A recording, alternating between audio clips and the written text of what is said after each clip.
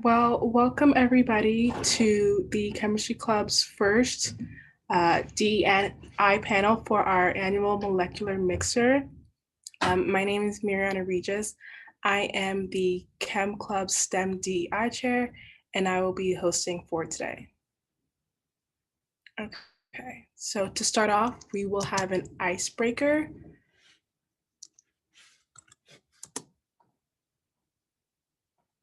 Hosted by Nicole. Nicole, if you want to go ahead.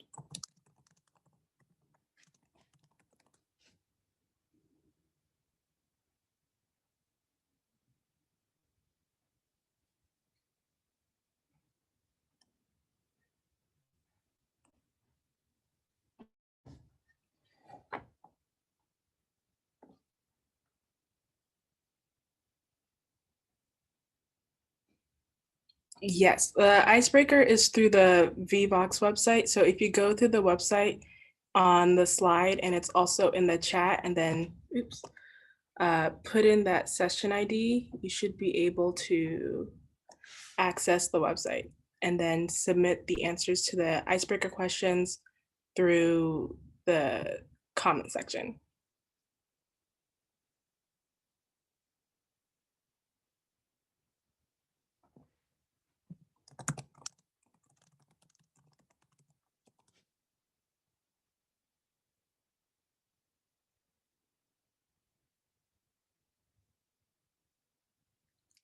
Seems no surveys are asked.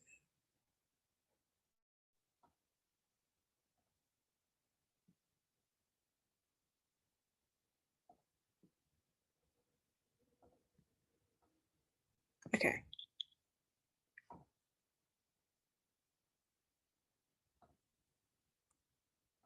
So there should be like an option for you to submit your comments. If there are any technical difficulties, you can unmute yourself and go ahead and ask.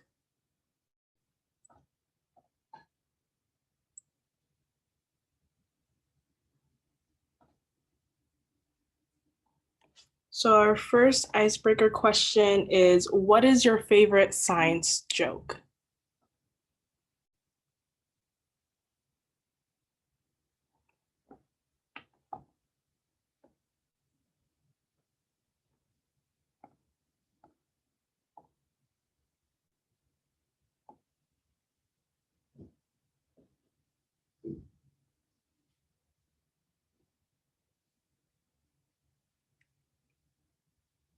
Okay, I'll go first. Mine is a really corny one, and it's why can't you trust an atom? And it's because they make up everything.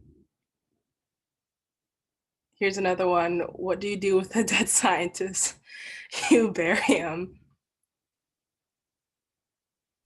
I have one. It's what did the chemist farmer have on his farm? Een ein owns. I have another one too. Are you copper and tellurium? Because you're cute.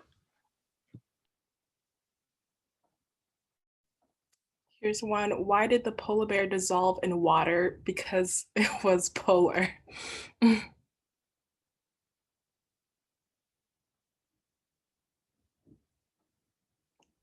Our next icebreaker question is, who is your favorite female scientist and why? Mine is Marie Jackson. She is a mathematician and engineer who helped with NASA. If you guys seen the movie Hidden Figures, she was one of the scientists that the movie was based off of.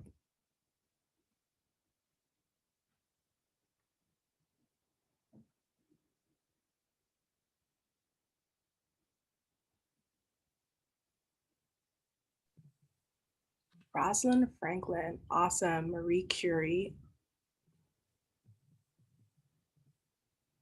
For those who didn't hear the question is, who is your favorite female scientist? Elizabeth Blackwell. I always liked Mary Anning because she was like back in the day, like 1700s, one of the first people to start collecting fossils. She was like, "What are these big lizards in the ground? I'll take them."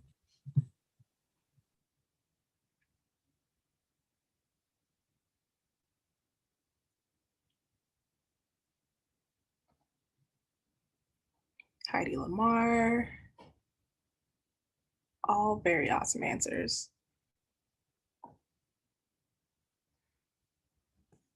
Our next question is favorite scientist of color.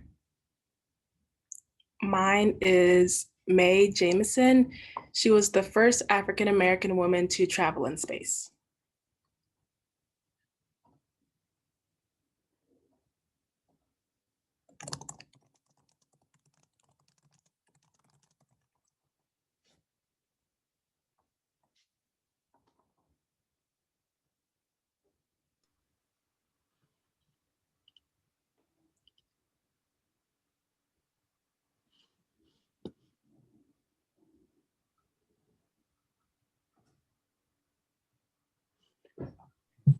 I really like George Washington Carver.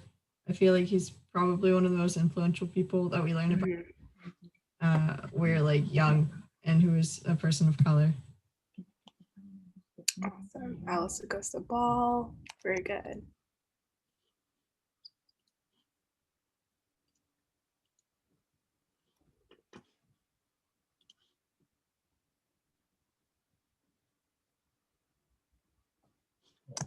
Hay que entrar con eso. El Vivox app que quiero. Operación online, ¿no? Vivox.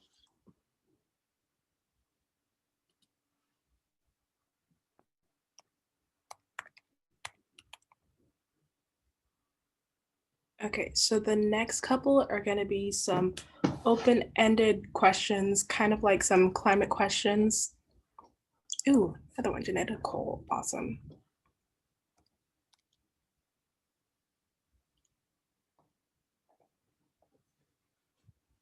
So this one asks if you feel a sense of welcome or belonging in the STEM community.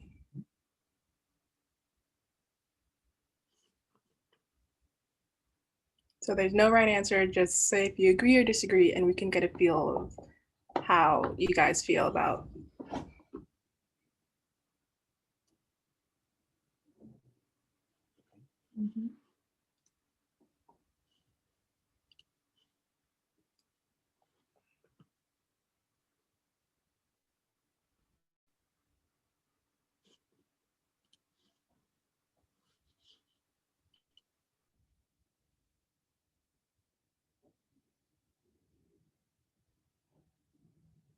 Okay, so I'll go ahead and close the poll and then we can look at the results. Okay, so for the most part, people agree that there's a sense of welcome or belonging in the STEM community. And for those who don't, we'll go over later of some ways to help fix that. The next one is my STEM interests are influenced by my personal identity.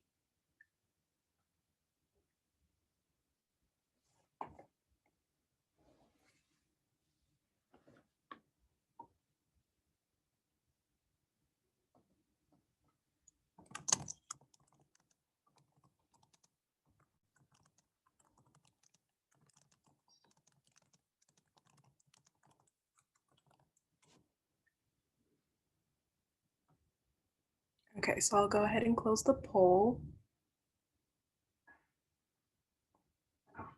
And most people would agree. And the last question is collaboration among different groups of people is essential to the pursuit of knowledge and research.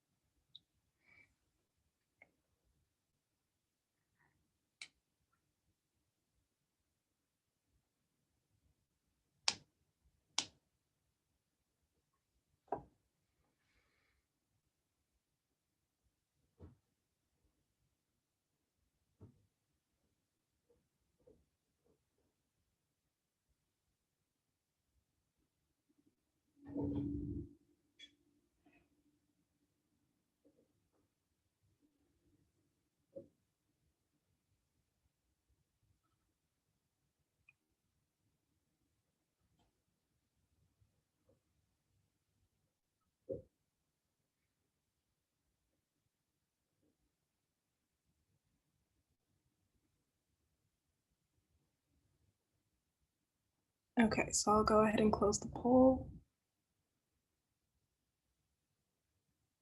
And everyone agrees. And I think that's true, that having people, different groups of people would definitely have different perspectives. So it would definitely be essential to pursuing knowledge, research, all sorts of things. Okay, so now that we've finished our icebreaker, we can get into the presentation.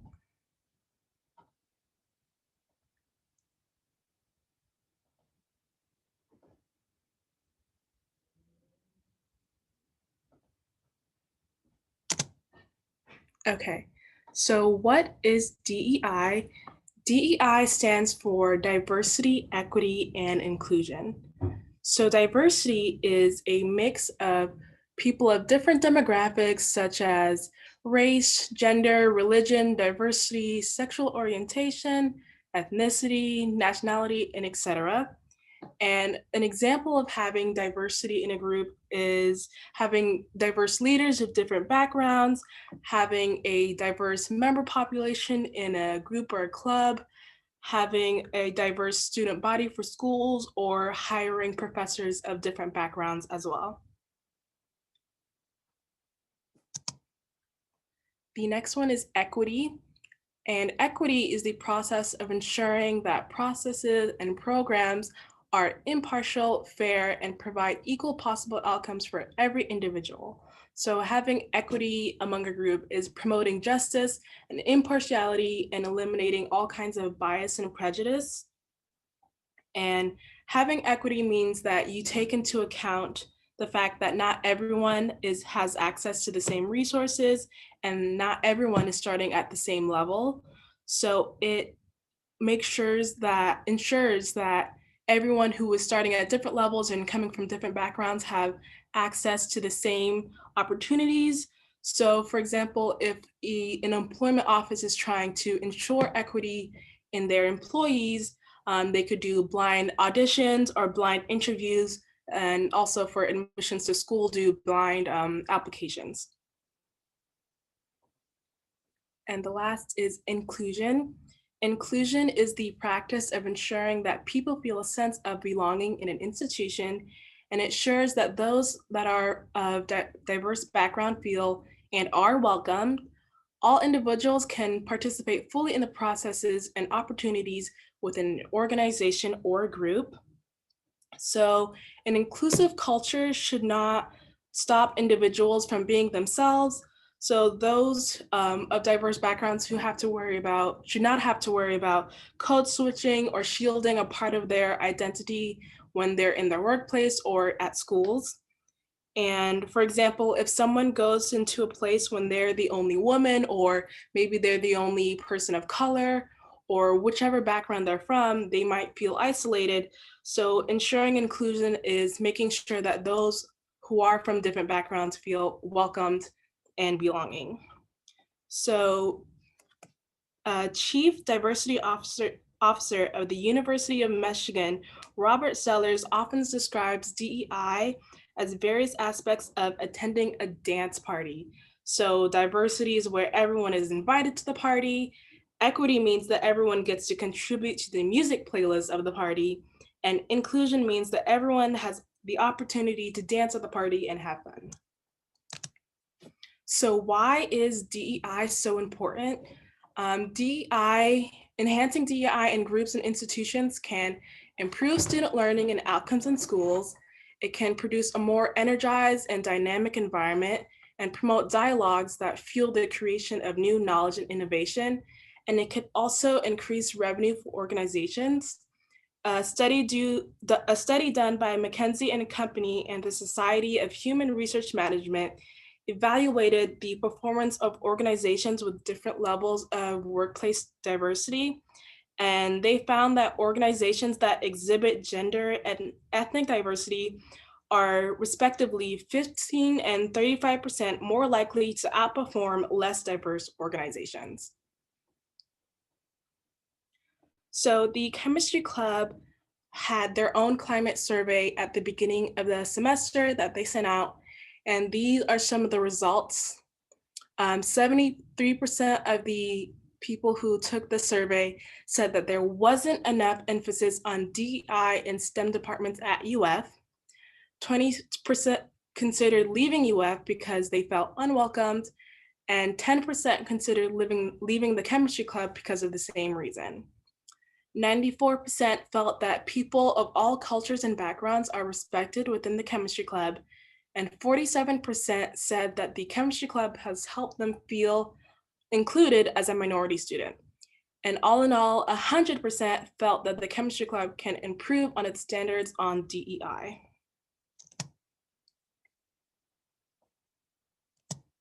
So what are some ways that organizations and schools can improve DEI? One thing they can do is set DEI goals that are actionable and measurable. They can conduct a climate survey to compile data and information about their members. They can also identify areas of concern within an organization through that climate survey. And it's very important that they hold leaders and officers accountable for those who are not taking part of those DEI goals.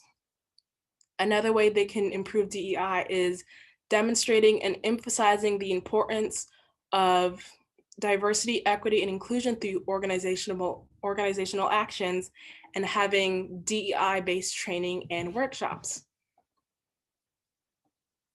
They can also treat DEI as a core value rather than extra work. So rather than having DEI as something that they think of on the side and something they leave off as something to do when you have more time, if organizations were to have a leadership position dedicated to DEI to make sure that it is a core value and having it as a part of their constitution, it would show the importance that they hold DEI. They can also employ a system in which people can voice their concerns. So this could be through email or also through the climate survey that they send out. Another way is to promote an organizational culture of dialogue and change and implement a DEI committee capable of efficiently resolving concerns. So now that we have covered some factual information and background about diversity, equity, inclusion, we'll be moving on for our speakers for tonight. We'll be having 3 speakers, Dr. Adrian Roitberg, Dr. Candace Bridge, and Dr. Wolfgang Sigmund. So our first speaker is Dr. Adrian Roitberg.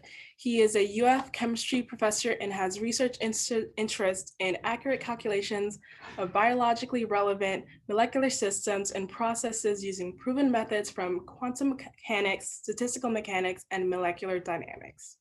So Dr. Roitberg, if you would like to start your presentation. Yes, indeed. Thank you. Give me 1 second. Let me see. Can I share my screen? I hope so. You should be able to. You need to unshare yours, I think. At least that's what the system is telling me. There we go. Let's try. Indeed, that worked. All right. Let me put this in full screen mode. How do I wanna, let me see, how can I do this? Give me 1 second. Okay, that's fine. So tell me if you can hear me and you can see me and all that. Yes? Yes, we can hear you. Okay, cool, Yes. excellent, thank you. So first, thank you very, very much for the invitation. I'm looking forward to, I enjoyed the polls that you did and you know, the definition of DEI. Obviously, like any other people, any other person, the results of your the poll that you did, or you know, the checking with the students about their experiences, it's extremely bothersome, right? And our graduate students did something like that too in the chemistry department, and it's clear we need to work on things. Okay, and so thank you for doing that.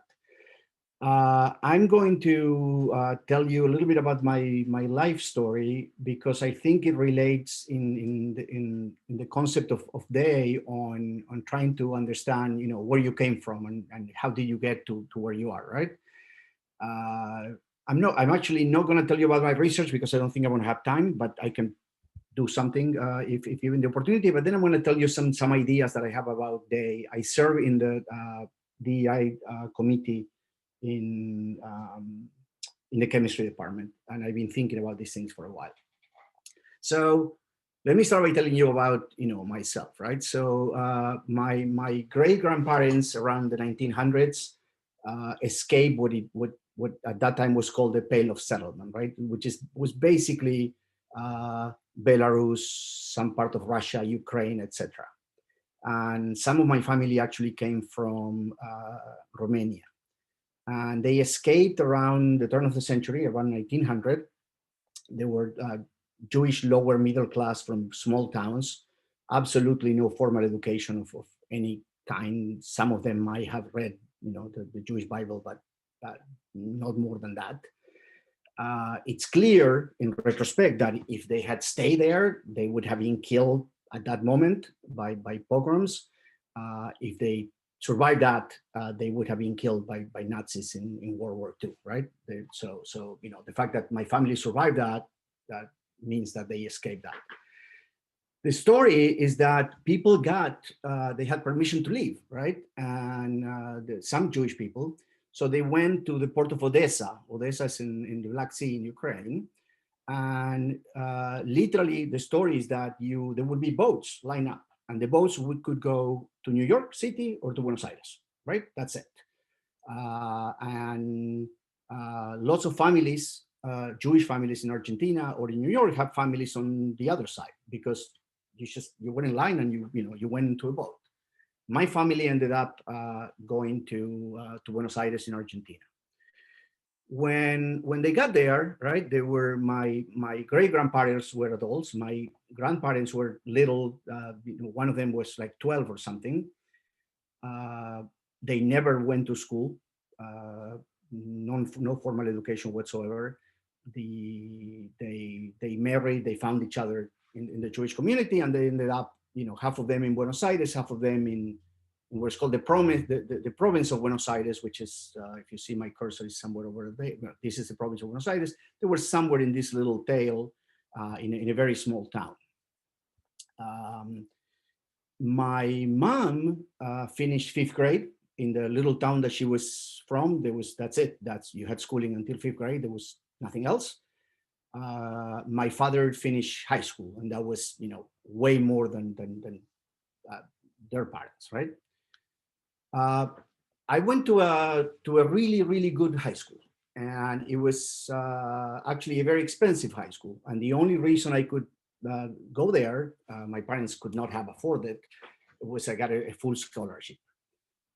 It was clear that, after probably half my first year in high school, that my parents were completely unable to help me with my homework, beyond very, very basic math and some Spanish.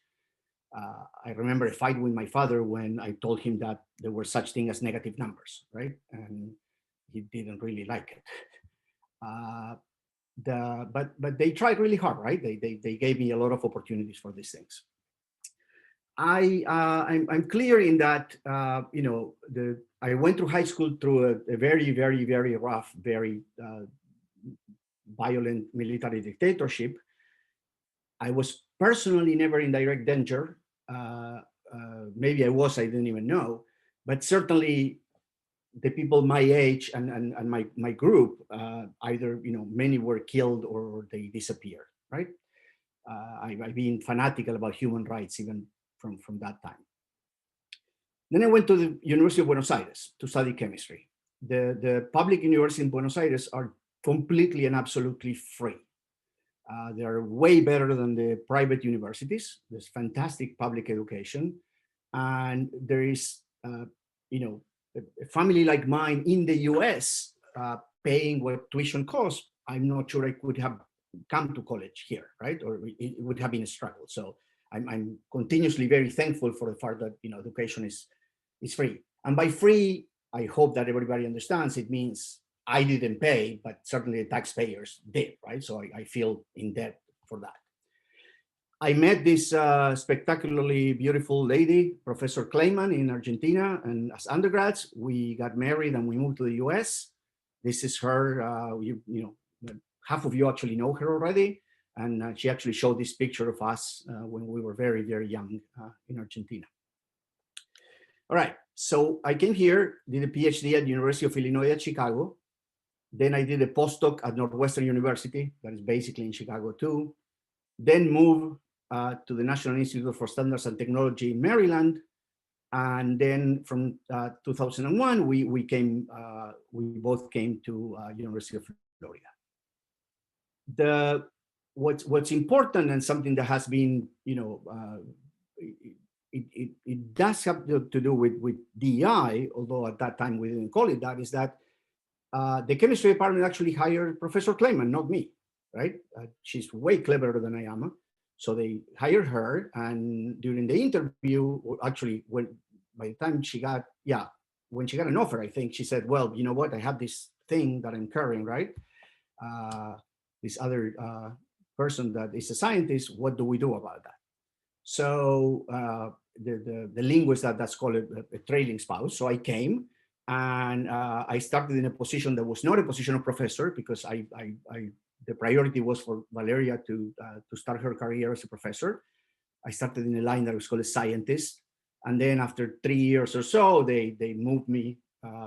They asked me if I wanted to be in a line of a professor, and then they moved it there, and I've been here since. Right. So what I, besides telling you about who I am, I really want you to think that I'm a first generation college student, and I've been successful. I want to tell you that if it wasn't for little accidents of history, I would not be here, right? Little things that happen during life brought me to where I am now. All right, so now let me tell you some things about thoughts of diversity, right? I'm Latinx by culture and thought. That's not technically, I'm completely Latino about this. However, look at me, I'm clearly beyond white, right? In terms of skin, I cannot go into the sun. And I have a German sounding last name. That means that from, not too far away, couple of yards, if you don't hear my accent, I am a white man in the world. I'm a white man in the US with all the privileges that come with that. And I'm, perfectly cognizant of that issue. I can talk to police in a tone that other people cannot. I can raise my voice. I had encountered once in a while speak English, you're in the US, or go back home, but very rarely, right? And I can certainly fight it. It's so I'm very aware of that in the sense that I'm Latino, but I haven't suffered not even close to discrimination like other people have, right? There's an anecdote that we have with Professor Kleiman, with Valeria, that when we did graduate school in Chicago, the graduate coordinator actually looked at us and told us very directly, we like Latinos like you. We didn't really speak much English at that point, but we got out of the office and we looked at each other and said, did he just said what we think he said? And it's clear he didn't mean intelligent, or he didn't mean, polite. He clearly meant white. We like Latinos like you, meaning we like them white, which is, even to this day makes my blood boil. I didn't know that one could do something about it at that point. I'm going to focus my thoughts on my ideas about females in academia, okay, and that lack of diversity. And that's one of the things that I'm really committed to try to change.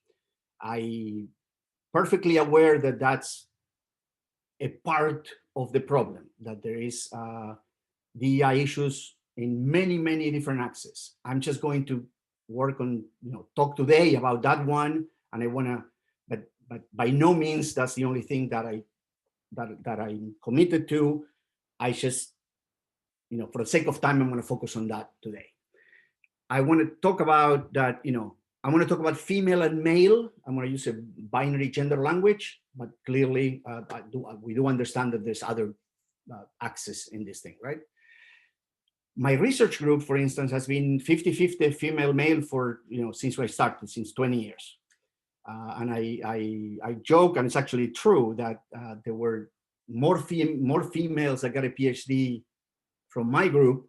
I do computation and theory, so there's more PhDs from my group that from the rest of the whole computational theory groups until I got here. It was about 50 years of history for them.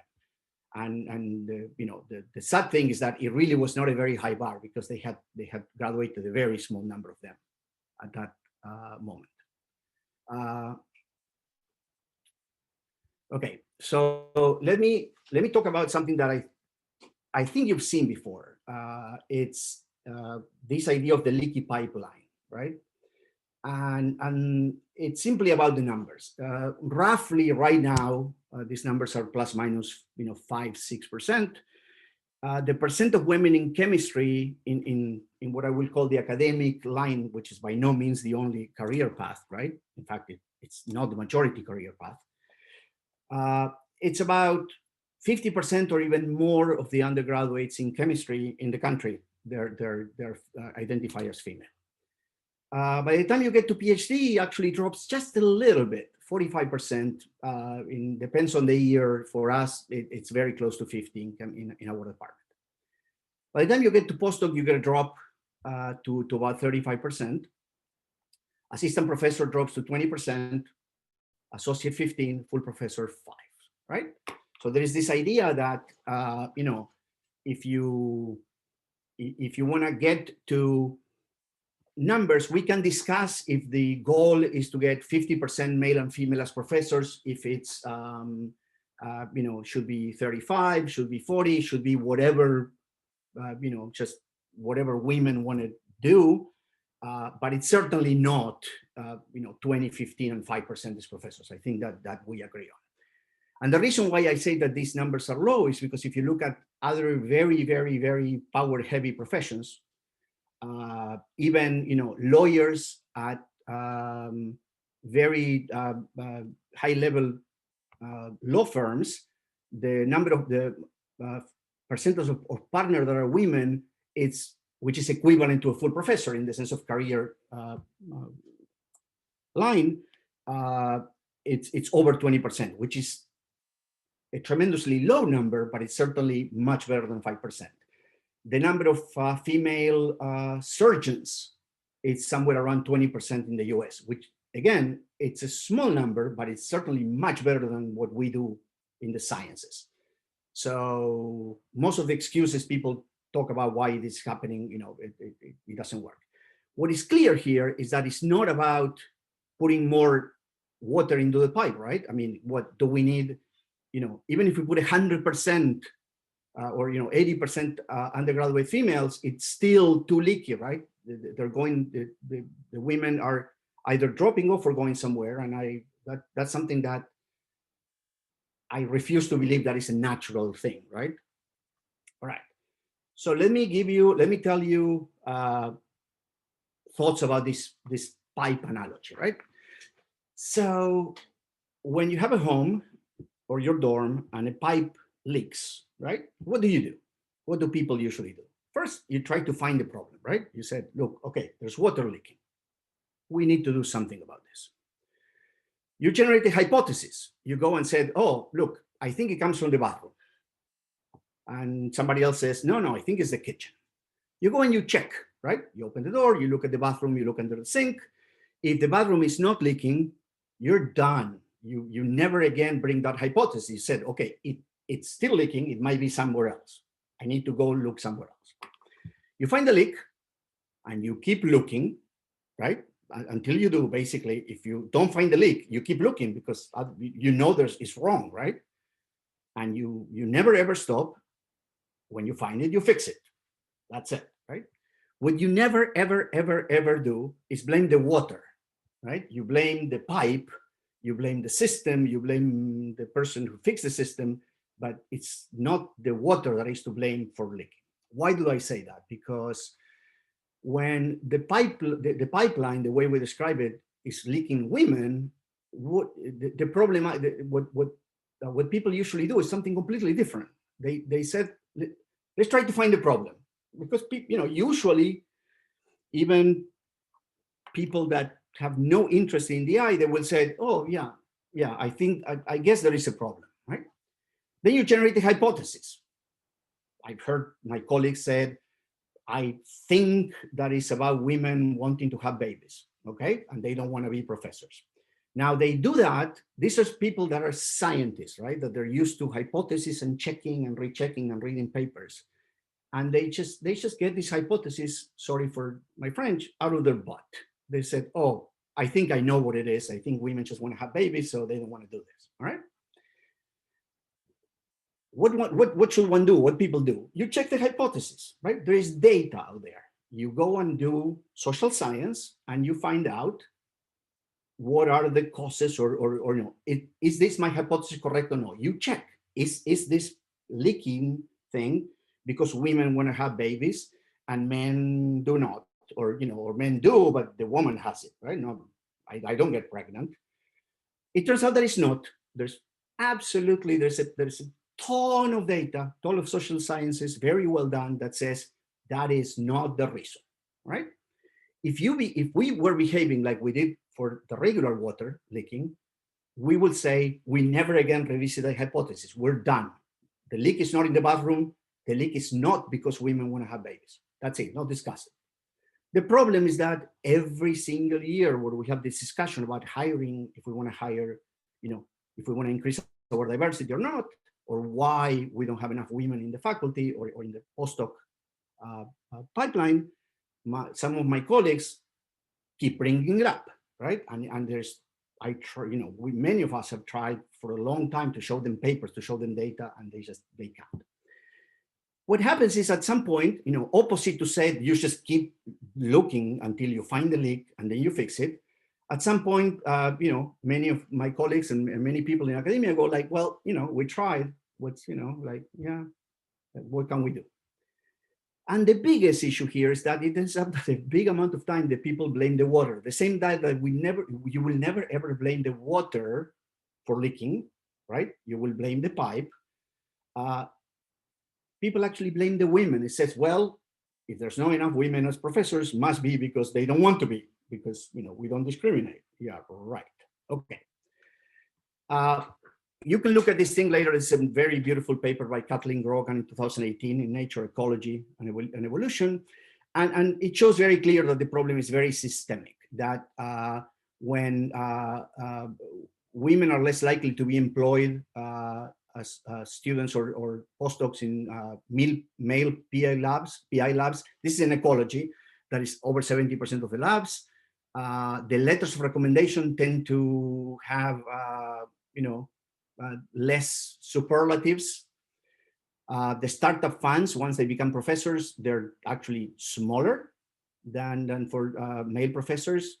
Women submit fewer grants. They get less number of grants. They are asked to serve in review committees more than the males. And then you can keep going. So there's a lot of systemic issues here besides just straight out societal issues, right? There's systemic issues within the system that unless we change them, they're not going to fix themselves. All right, let me give you some. Let me send you home with some bad data. Some of what I'm saying is going to come out as very negative, but essentially it's just to fire people up, right? This is our chemistry faculty, percent of women at different ranks in 2010, right? So 16%, these are percent, right? 16% were assistant professors, 36 were associate, 5 were full. Clearly there was a glut here in the middle, right? People went from assistant to associate, and then they didn't quite get promoted. The average total was 22%, and there were 39 faculty. 2016, right? Now we actually lost some faculty. We were 34 total. The percent of women actually increased from 22 to 26. The number of we actually had 50% females as assistant professors, but that's because we had 2. We had 1 male and 1 female. The number of associate professors roughly stayed the same, and that's because a whole bunch of assistants got promoted, and the associates got promoted to full. So our numbers now for full professors percent they're a little bit better, but nowhere near what it should be.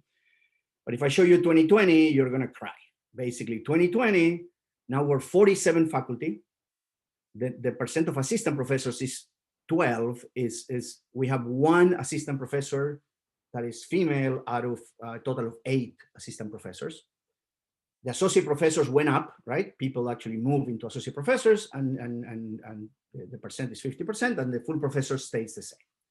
What's important here is that this requires, if we all agree that this is an issue, it requires an intervention.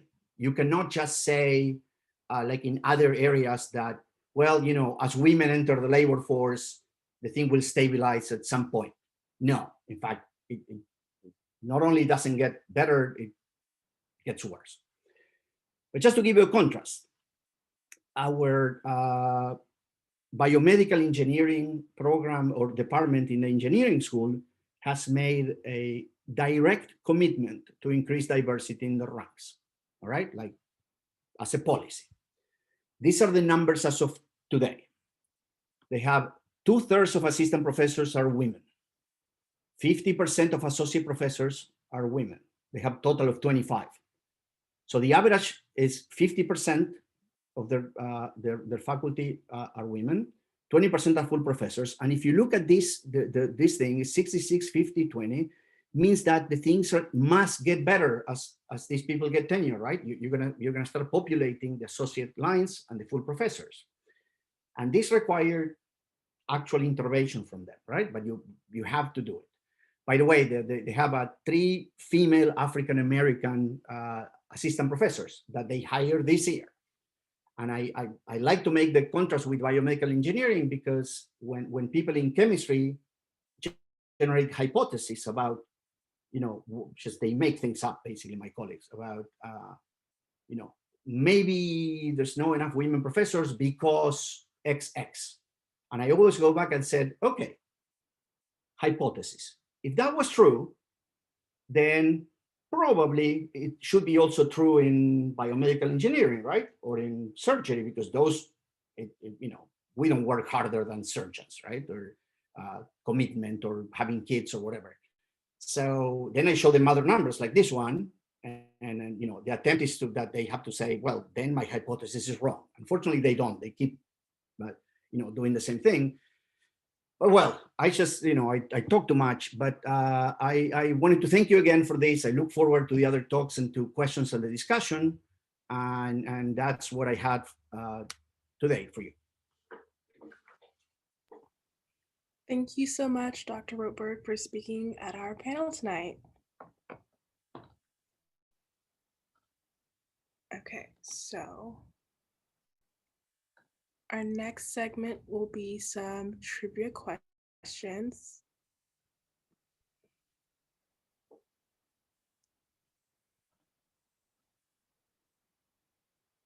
There we go. When, if you want to get that started, I will pull up the poll. For those who were unable to see it in the beginning, if you go to this website, vvox.app, and type in this session ID, you will have access to the poll questions and be able to answer them. Yeah, so like Mariana said, we're going to take a little break and answer a trivia question. So our first trivia question is, Maria Molino is a Mexican-born American chemist who researched the ozonosphere, concluding that industrially manufactured gases deplete the ozone layer, and leading the movement to limit the use of chlorofluorocarbon gases. What recognition has Molino received for his work?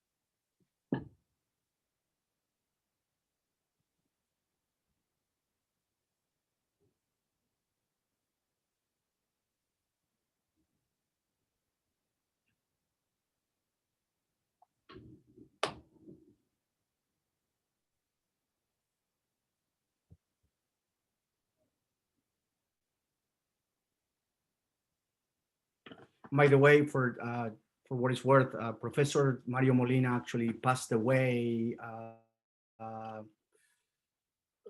a month or a month and a half ago, and it's very, very sad.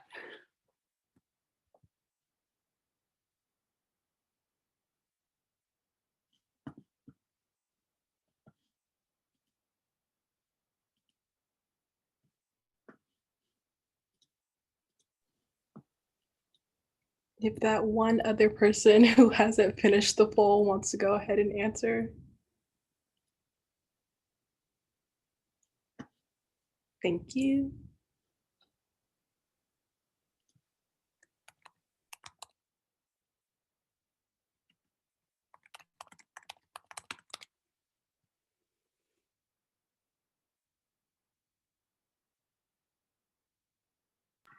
Yes. So it looks like it is both A and B. So for what it's worth, Dr. Rotberg, you said that he had recently passed. It's a good thing that there is still some memory of him and that we did honor him when he was here. So. Right.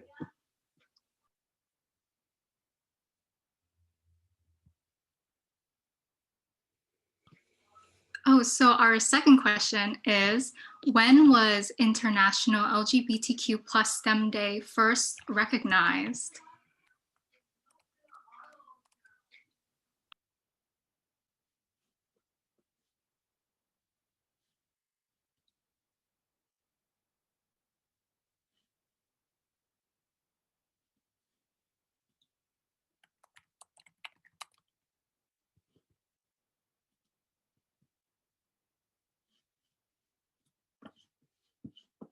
Oh, and I'm just curious, did anyone know this was like an actual international holiday? I'm just curious. Anyone know beforehand? Okay. Okay. No clue.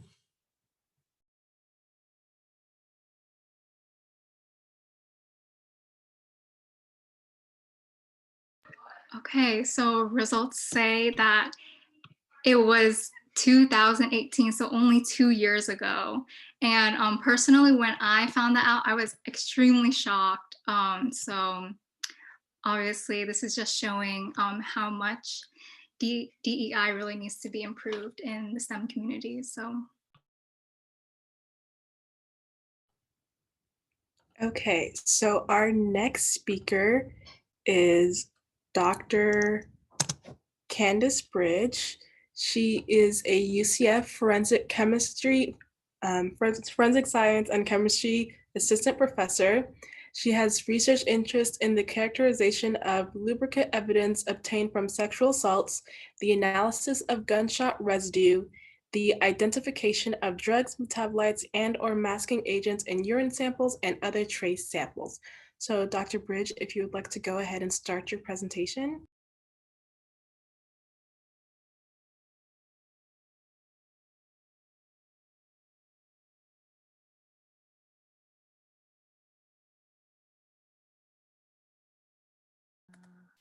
Hello, everybody. I apologize for being a little slow on the uptake. It's just been a wonderfully long and I'm a little nervous going after the last professor because I don't know if I can top his presentation, but I'm just going to share a little bit about me, right? So apparently I forgot that I am now an associate professor. I just received tenure this summer, so please excuse the assistant professor on the title.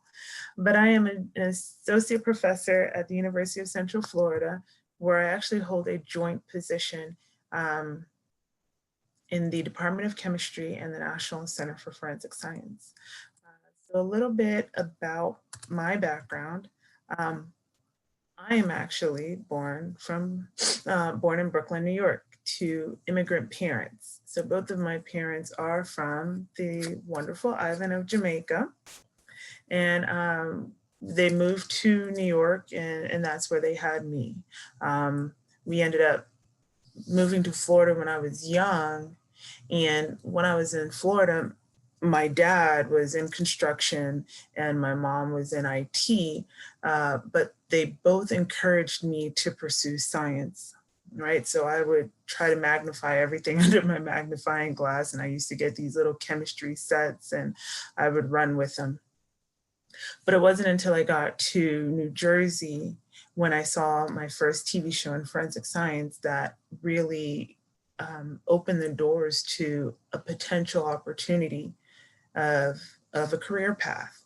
And I still remember the very first show that I watched. It was a domestic case where the husband murdered the wife, and they were able to determine what happened based on blood pooling, blood markings from the bedroom to the kitchen, footprints, and tire tracks. They were able to kind of put together a scenario that the wife was likely hit in the head with a blunt object and she bled out. She probably bled out for so many minutes while the husband went to get a car and it was raining, like everything. They pulled it together. And I remember telling my mom, I was like, I'm going to be a forensic scientist because they use science to solve murder mysteries, because I love murder mysteries. And she's like, that's not a thing. And I was like, oh, but it is. And several years later, when I went to college, my mom used to call me and tell me, have you seen a new CSI show? It's amazing what they can do with science. And I'm just like, yes, ma'am, I am very well aware. And so it was in New Jersey that I decided I wanted to pursue a career in forensic science. So I looked for every bit of information that I could.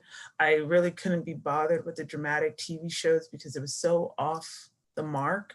But I just wanted to know so much about science, so much about forensics, because I wanted to use my love of mysteries and puzzles in helping people, along with my love of science, so that I can use my love of science to help people. And my dad used to always say, well, you're going to have to, deal with dead bodies. And I said, oh, but absolutely not, because I don't do dead bodies. So my career path began with a bachelor's degree in chemistry, and it was an ACS certified degree. My research there was dealing with using MALDI-TOF-MS to identify folic acid levels in the body, that we could identify potential Alzheimer's patients or the potential of spina bifida in pregnant women. And I know everyone asked me, well, why were you studying this? And I said, well, the fact of the matter is, even though it has nothing to do with forensic science, it has everything to do with being an analytical chemist. And now that I am an adult, in the field, I can caveat that with saying, the better scientist you are is the better forensic scientist you'll make, right? So I got my BS degree, and 3 years later, I was awarded a PhD in chemistry, where I was using laser-induced breakdown spectroscopy to identify and classify glass samples and what else did I do? Glass, explosives. I think we did some fibers, anything that we could put under this laser, we did it. But these weren't like the only opportunities that I had to explore forensics. Like I said, I tried everything. So I went out and got almost every internship you could think of, right? And like I said, my dad is a CEO of a construction company that's built stuff like the main gate at Disney all the way to stuff at the airport of Orlando. And my mother, at the time that I was in college, was a senior IT director at AT&T. Now she is a senior IT director of international operations at True Value. So they know nothing about, well, my dad knows some about chemistry. But I did an internship at Orthobiotech doing cancer research. I did 3 internships at Colgate-Palmolive doing hand dish research, hand dish soap research, and laundry soap research. I then did an internship at the National Research Lab at the Alcohol, Tobacco, Firearms, and Explosives Division. I also randomly called up the National Center for Forensic Science and begged for an internship there where I was doing ignitable liquids. And then I did go to get my PhD. And while I was doing my PhD, I did an internship while in South Carolina at their law enforcement division. My first job after graduating, like my first real job, because I went back and taught at Howard, and then I went to the US Army Crime Lab where I was doing fire debris analysis and explosives, and then soon moved into the Office of the Chief Scientist where I could do research and lead projects, fund projects, et cetera, et cetera.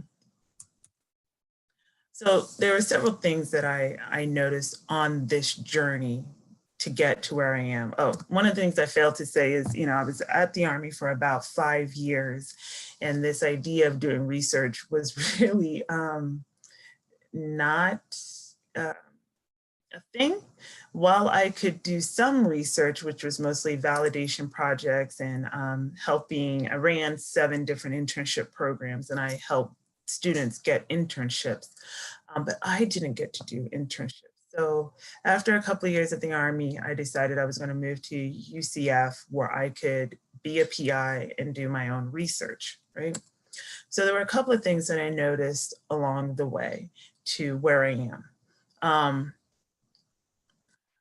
I noticed that it's not necessarily the school that you go to that is the feather in your cap. It is how well you know the science. So you could go to Harvard or you could go to Valencia Community College, but if it is up to you on how well you know the science, right? The better you know the science, the better job security you will have. Because my dad used to always say, your only job security in life is your ability to do the job and do it well.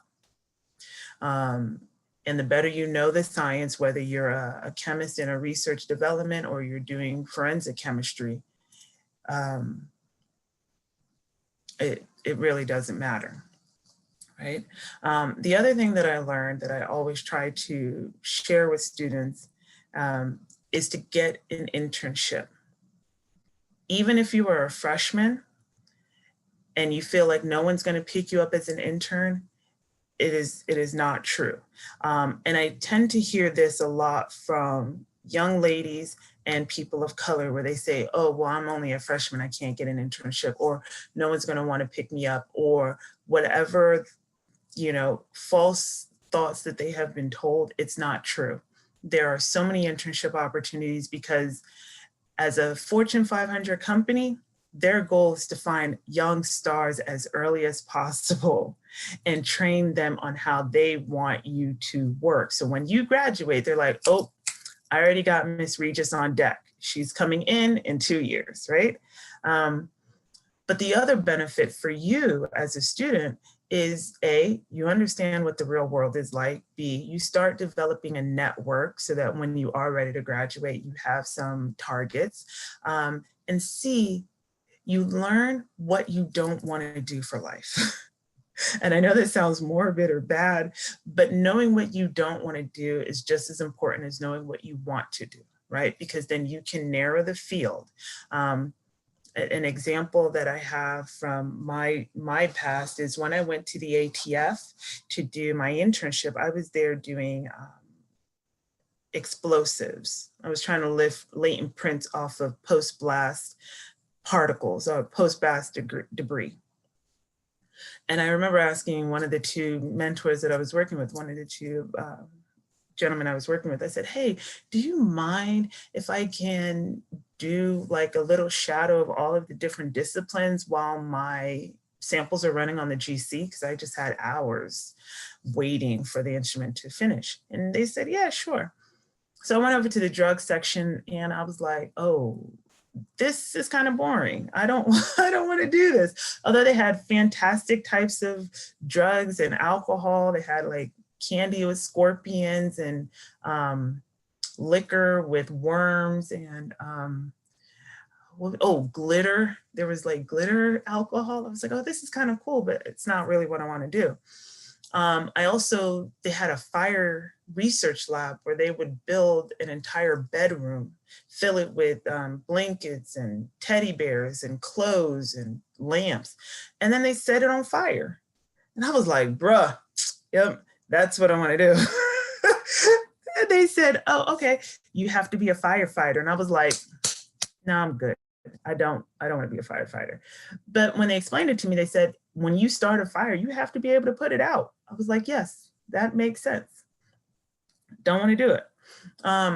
So I stress the importance of internships because not only does it tell you, yeah, this is something I want to do, I'm capable of doing, and now I have people in this field that can share their network with me. But it also tells you what you don't want to do so that you don't get to the end of your journey of college and realize I have spent 4 years of time and money preparing for a career I don't want to do, right?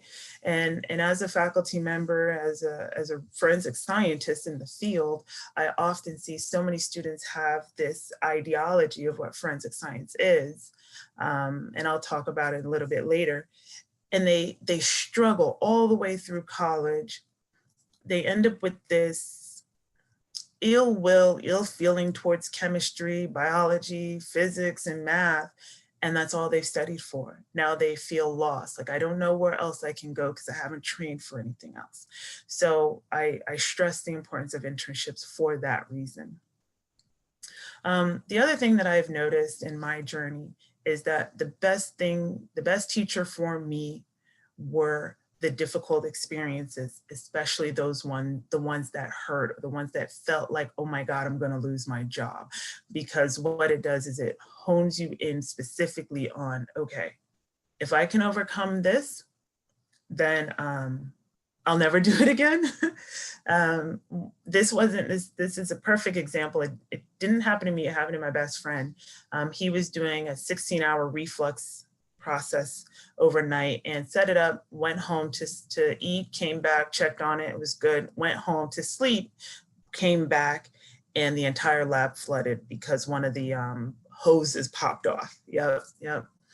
And unfortunately, this lab was not on the first floor. It was on the second floor above the computer lab.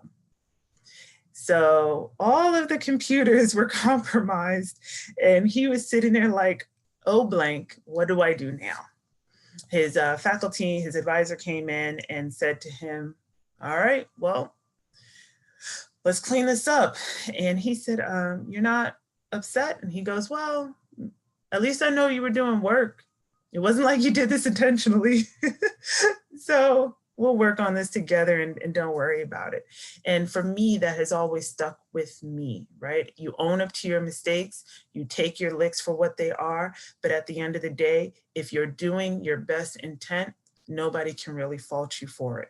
But your lesson and his lesson in that day was to triple check any reflex systems, right? This one has been particularly difficult to kind of, in my life, is one of the hills that I have struggled to accept, is not everybody will want you to succeed, especially as a woman or a person of color or a woman of color or a young PhD, because I got my PhD at 25 and there were several people who were not happy that I was a young Black woman who had a PhD at 25, who was one of the first people in the country with this degree, and I knew my stuff, right? So there were a lot of people, I've had several bosses who seemed very willing to bring me in because I could do the work. I knew my stuff. I was efficient. I could do what I was hired to do. And usually I'm one of those traditional chemists where I don't talk much. So I just put my head down and work. But over time, I've noticed that they have, tried to isolate me or separate me from the rest of my team. And in that moment, I didn't recognize it until other people mentioned it to me or saw what was going on. And then I had to realize, like, wow, if I stay in this position, all it's going to do is tear down my self-esteem. So I have to move. So to that, I always tell people, know what it is you bring to the table, because nobody else is going to remind you. And as a woman of color, I have seen people try to denigrate what I have to offer, right? And in that moment, I'm reminded that coming from Howard University, there are other really strong chemists who happen to be Black that knows their stuff. So when anyone tries to tell me like, you don't know what you're doing, I always can, even if I'm the only Black person at the table, I know that there is a group of people who look like me, who are in this field, who are doing great work, right? The other thing I say is, it is up to you to develop a personal board of executives, right? Every Fortune 500 company has a board of executives that come from different walks of life with the same goal of seeing that company succeed. And you are a company in and of yourself. It is your job to market yourself when you're ready to go for a job. It is your job to develop the skill set necessary to pursue what you want to pursue. And it is your job to put together an entire package that a company will want to hire. So if you are a company within yourself, you deserve your own personal board of executives who are all there with the single focus of seeing you succeed, right? Sharing their network that will help you either find a job or connect you to another job or another skill set. And it was in developing my own board of executives, which included my parents, my best friends, the vice president of security at Verizon, who happened to be an FBI agent in his former life, and a couple of other, higher ups in academia and in the military, I was able to find the necessary connections to move into this position that I am, where I can develop my own team and develop students, right? And as I said before, your only job security in life, whether you work for the military and they say, okay, after 5 years, we really can't fire you, or you get tenure and it's like, okay, we can't fire you unless you do X, Y, and Z. It doesn't matter. Your only job security is your ability to do the job. So to that sense, I want to just take a few minutes to kind of go over what some of my research is, right? And I'm sure that everyone has seen these sorts of TV shows where it's like, this is what forensic science is, when in fact, a true forensic scientist never really leaves the lab, right? And it's this sort of misinformation, which we call the CSI effect, that sends students to say, hey, I want to do forensic science because they're interested in the detective work, when really it is this lab work that we have to be proficient in. There are two types of forensic science, but all forensic science is the application of any science or technological field to civil and criminal investigations, which means you have to know the science in order to apply it to help the investigators. So you have forensic scientists who work in the lab to collect, preserve, and analyze scientific evidence and provide their fact or their opinion of what the evidence means to the investigation. And then you have forensic science researchers who have a larger opportunity to develop new analytical methods and technologies that can be shared with the crime lab to analyze evidence. And there are a variety of types of forensic science. You have the traditional ones, and I'm a little short on time, so I'm not going to go through them, but it's traditionally biology, where they do DNA analysis, toxicology, where they determine if you have drugs in your system. And then you have consultants, which are people who work as, in this case, a dentist. But when there is a case of a bite mark analysis, the police will say, hey, can you help me out, right? Engineering, anthropology, and even people who like bugs, they can help in cases. But my personal goals in forensic science, I didn't realize the whole thing was going to be DIE, but my personal goal is to encourage more women of color to enter forensic science, right? And the underrepresented communities in forensic science in the laboratory work is men and men of color. There's a lot of white women in forensic science, and there's a lot of women, right? But not women of color, not men or men of color. As an example, when I went to work for the US Army Crime Lab, I was the first Black scientist they hired in almost 25 to 30 years. And I was a woman, and I had a PhD, and I was only the third person with a PhD in the entire crime lab, right? So I came in and people were watching me, but it shouldn't just be me, right? It shouldn't just be that one person.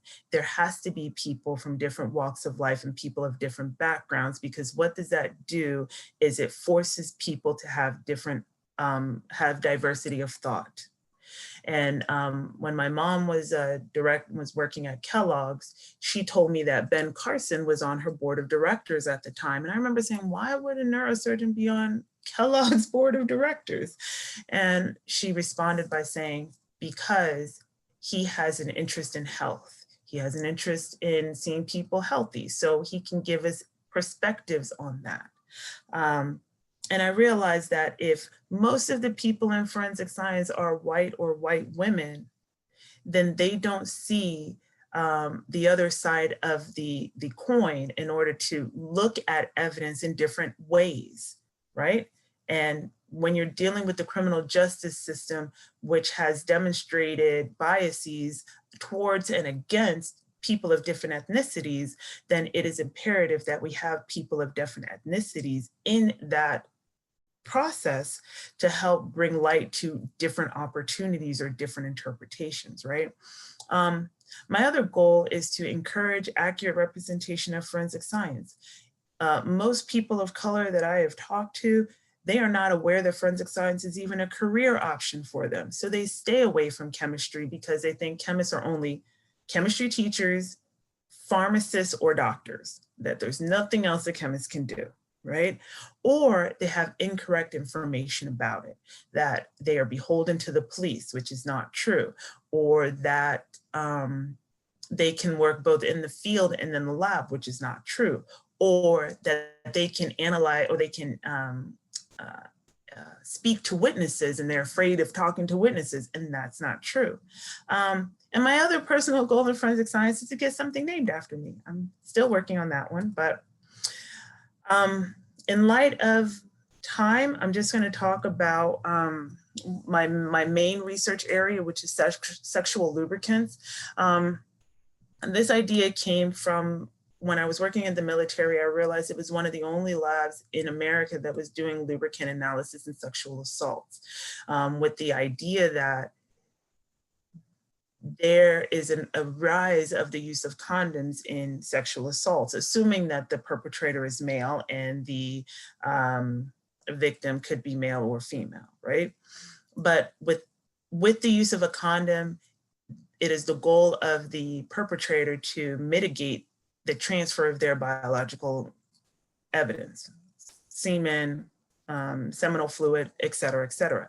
So without DNA, a lot of cases get dropped because they're like, we don't have anything to link the victim and the suspect together, right? So my goal was to explore, is there a way that we can identify unique information about lubricants other than just saying, oh, there's silicone or there's glycerol present, but can we identify things like sorbate or is it ethyl? No, that's gunshot residue.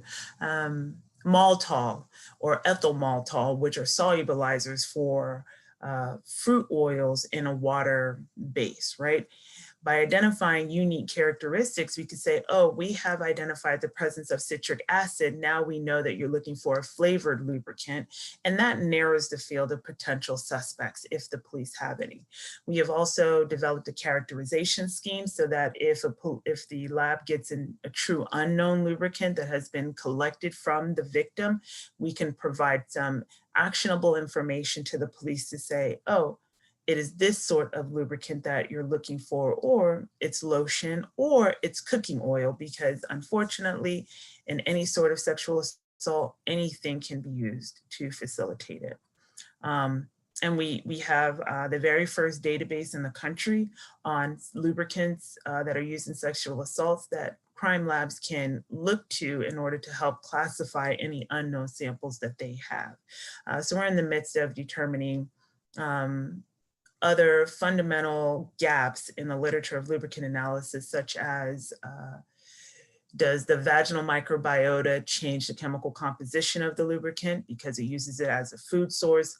How do lubricants degrade over time? Does sex or the active sex change the lubricant composition to minimize how well we can source it back to an unknown sample? What are the best storage techniques, et cetera, et cetera. And we're also doing research in gunshot residue and drug testing. This one is actually pretty interesting, this drug one, because the idea is a lot of people are afraid of failing a drug test when they're looking for a job. So what do? They alter their drugs, they alter their urine, or they buy urine online in order to get past these dip tests, right?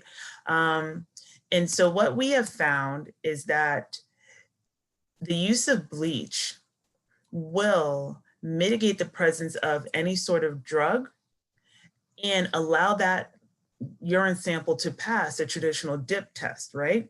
And when it passes a dip test, they may send it for an ELISA test to see if it can really see any sort of drugs or drug metabolites. But the presence of bleach will actually allow that urine sample, that dirty sample, to pass. But we have found that by analyzing it by direct analysis in real time, not only do we still see the drug, but we now see the bleach. So not only can we say, oh, not only do you have cocaine in your system, but now I know you tried to adulterate it, right? Which is pretty cool.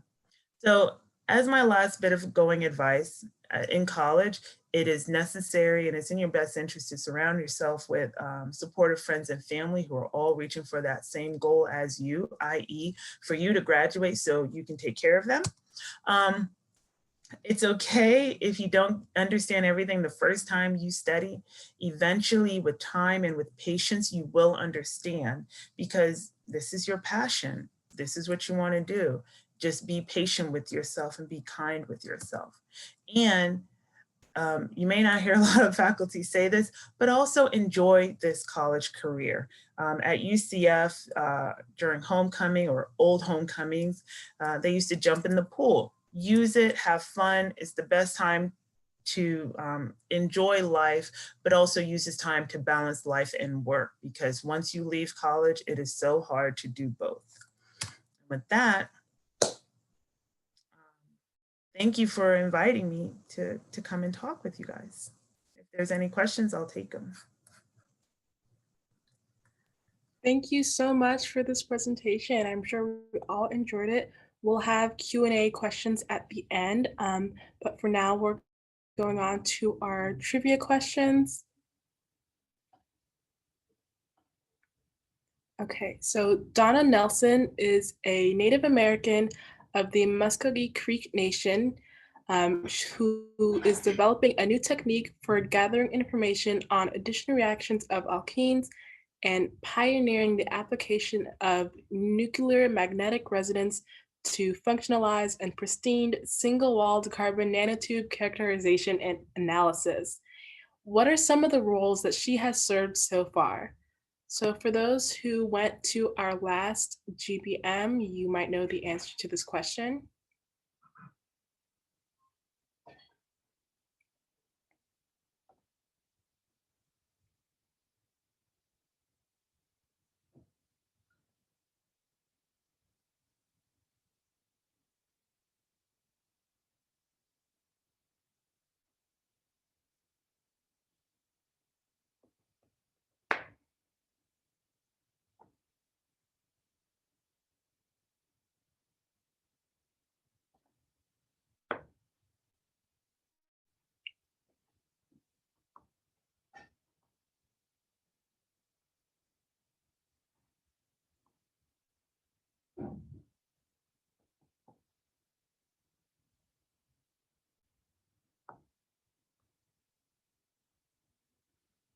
Okay, so I will go ahead and stop the poll. So she was actually all of them. The answer is all of the above. So she was the 2016 president of the American Chemical Society. She was also a science advisor for the TV show Breaking Bad, and she was also a research publisher of the Nelson Diversity Surveys, which has been used by the government and system to advise diversity and inclusion policies.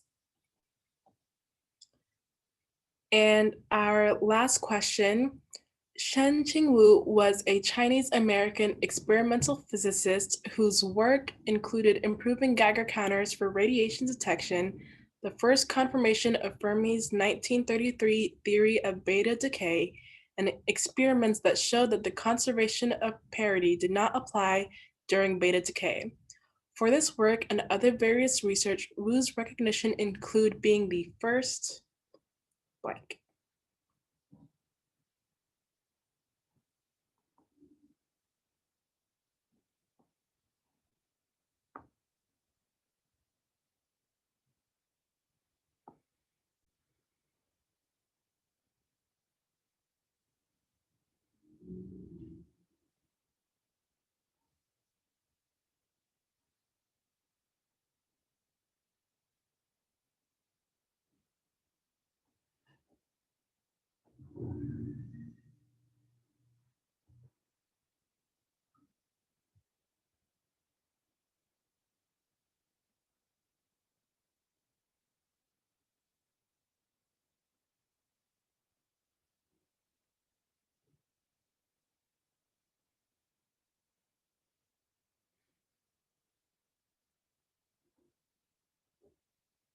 Okay, so I will go ahead and close the poll.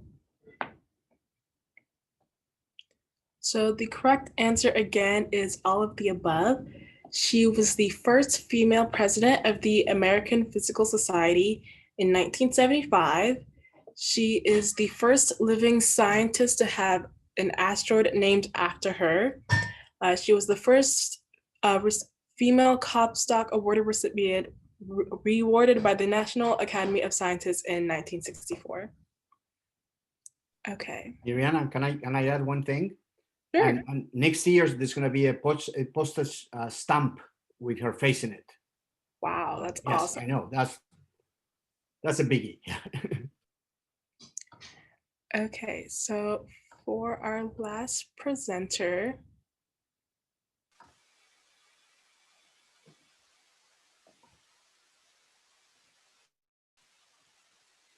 okay, so our next presenter is Dr. Wolfgang Sigmund.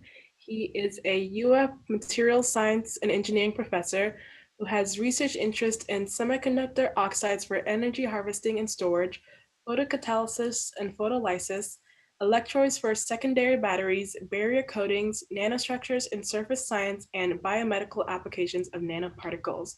So Dr. Sigmund, if you would like to go ahead and start your presentation. Yeah, thank you very much for the introduction. Thanks for the invitation. It's really awesome to listen to all the stories, how special everything is, and yeah, it's also the development. It's continuing at UF. That's really great to see. So let me share my screen. First, I need to click the other part here. I need to get this going as a presentation, and I still need to be able to get to the other part. And that won't work. I need to first share, I think, share this. Now I should see that. And now I go to,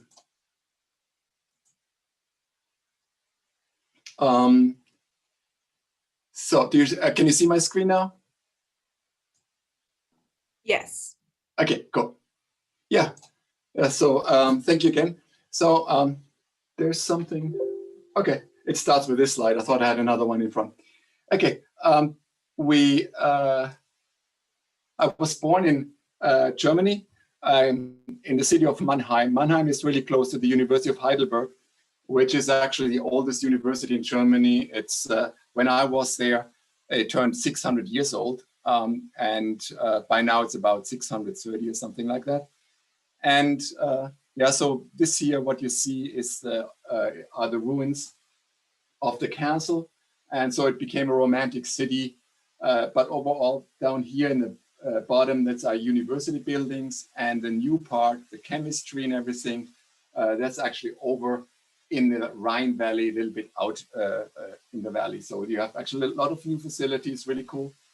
And one of the memorable things when I was there as a student, and I studied chemistry actually, a professor said in the lecture in the morning, oh, today is one of these days, foggy, gray down here, but if you drive up to the mountaintop here, you will have a beautiful sky. And I advise you, this is more valuable than listening to my lecture. So we did that. And that was really a lot of fun. Yeah, so this is more memorable than a lot of other things that some of the professors taught us there. Okay, so, but I was born in Germany. And at the time I was born, I'm LGBT, also I'm a gay person. And so being gay was actually forbidden, basically. It was a criminal act if you did anything gay, and you could go to prison. And so you couldn't really talk to anyone about it. You couldn't get information. There wasn't any internet. You could only go for books and so on. And so it was pretty difficult. And you had to be really careful who you talk about it, how you make friends. So there were a lot of obstacles, but at the same time, you were forced to really fine read every person you interacted with. You could really, with some experience, you can then tell from their facial expressions, body expressions, if you say certain things, how they respond. And the other part, of course, at that time when you grew up, anything on TV, anything in the movies where there was a gay character or lesbian character, the only way these people were allowed in the movies if they were dead at the end. This is a typical thing. But that's also, interestingly, when you look into art overall, women as heroines in opera, they were only allowed to be a heroine when they were dead in the end. So that's why you see obviously these dramatic arias, the heroine dying. And so the same plot for LGBT. Yeah, then after studying chemistry and I moved around so to another university and the Max Planck Institute, I ended up then finally coming here to Gainesville. And what I see here is my friend Mike at the time. He ran actually the LGBT phone bank that we had here. So when people had problems, they called up there. So there was nothing from the university available like You Matter, We Care, and so on. So these things didn't exist. So it was run by LGBT students for the others. And this was also the first year where the city of Gainesville announced that if we can provide a banner for advertising for LGBT Pride Week, then the city pays for hanging it. But of course, what was expected, and that's why we were there, guarding the banner at night, that actually some groups of students had interest to take the banner down. So that night here, Mike and I myself were then at the banner and guarded it. And yes, we saw several people that wanted to take it down, but since they were under observation by us, they didn't dare to. And so it survived the entire week. Nobody took it down. And since then it continues. And yeah, the banner still goes up every year in June during Gay Pride Week. Yeah, and so I was also in chemistry at UF at the time. I worked with Dr. Duran, and I was in the polymer section. And yeah, so it wasn't possible really to be out and gay at the time. So it was possible with the student. So I was able, figuring out again how people reacted, how they are. So I was able to be out with them, and they're wonderful people. But with some professors, I had to be a little bit careful at the time, so I wasn't out on that level. And then I got, of course, opportunity to go to some other countries like Japan and so on. And after basically doing a world tour, working as a postdoc in Brazil, also in Canada and Japan, I returned to Germany and got an assistant professor position at the Max Planck Institute in Stuttgart. And yeah, so I stayed there for several years until I had the chance then to come back to the US. And so UF made me an offer, and then I moved back in 1999. And yeah, I was, since then I'm here, I'm pushing a lot to advance LGBT rights And as it was possible then to get married legally in the US, in California, my husband and I, myself, and my husband is on the left side here, then we then decided to get married in 2008 in July, flying over to California. And then, yeah, within the first few weeks, it was legal, we got married. But that was, of course, also not without issues. Then you come back to Florida. And this screenshot you can see here, when you try to get health insurance through the university at the time, it says your spouse is defined as a person of the opposite sex to whom you are legally married. So when we submitted to get health insurance through UF, of course, it was denied through the state. And then later on, at some point, of course, it was the Supreme Court rule, but everything is just recent. And then we basically were able to get health insurance now, like everyone else.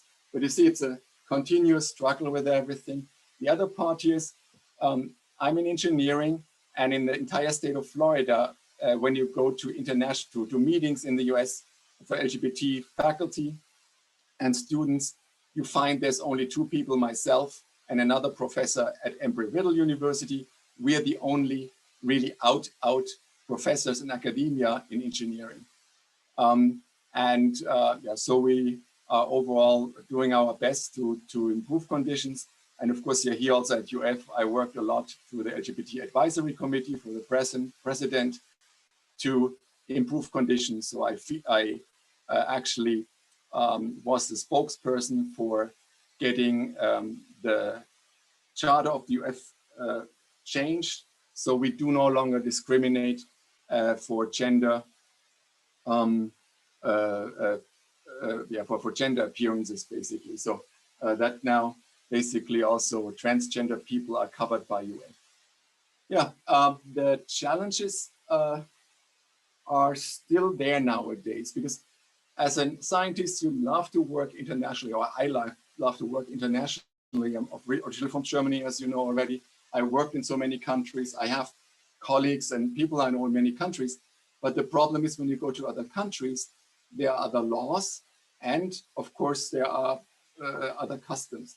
So one thing is, here South Korea, I was elected into the 300 most prestigious scientists in the world from the South Korean government.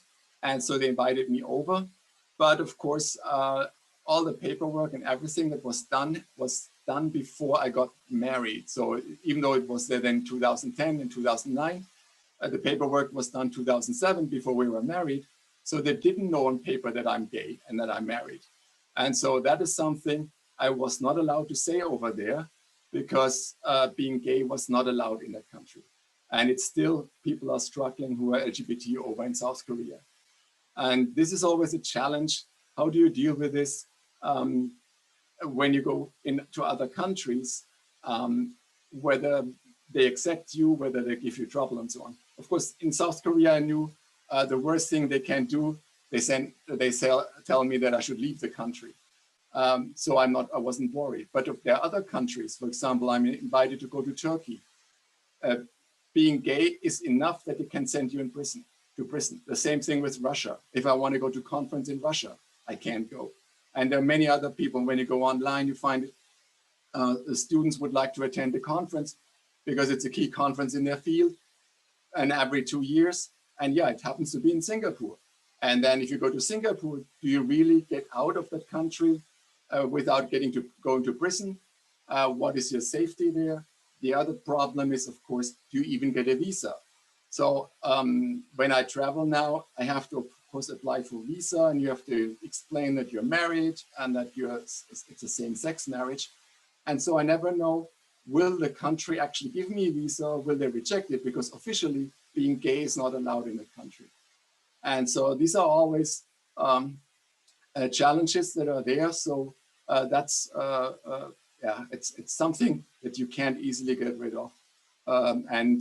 If you just stay within the US or in the Western Hemisphere, then it's usually much easier.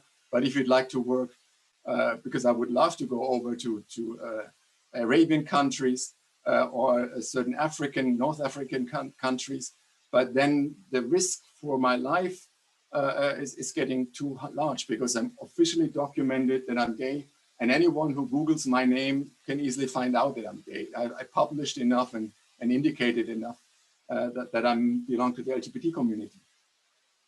And yeah, but so the overall things continue. And yeah, so last year I was in Berlin, so I was invited there by a professor I'm collaborating with. And so my husband joined there, and Berlin is awesome. Of course, it's one of, could say, the most LGBT friendly places in the world.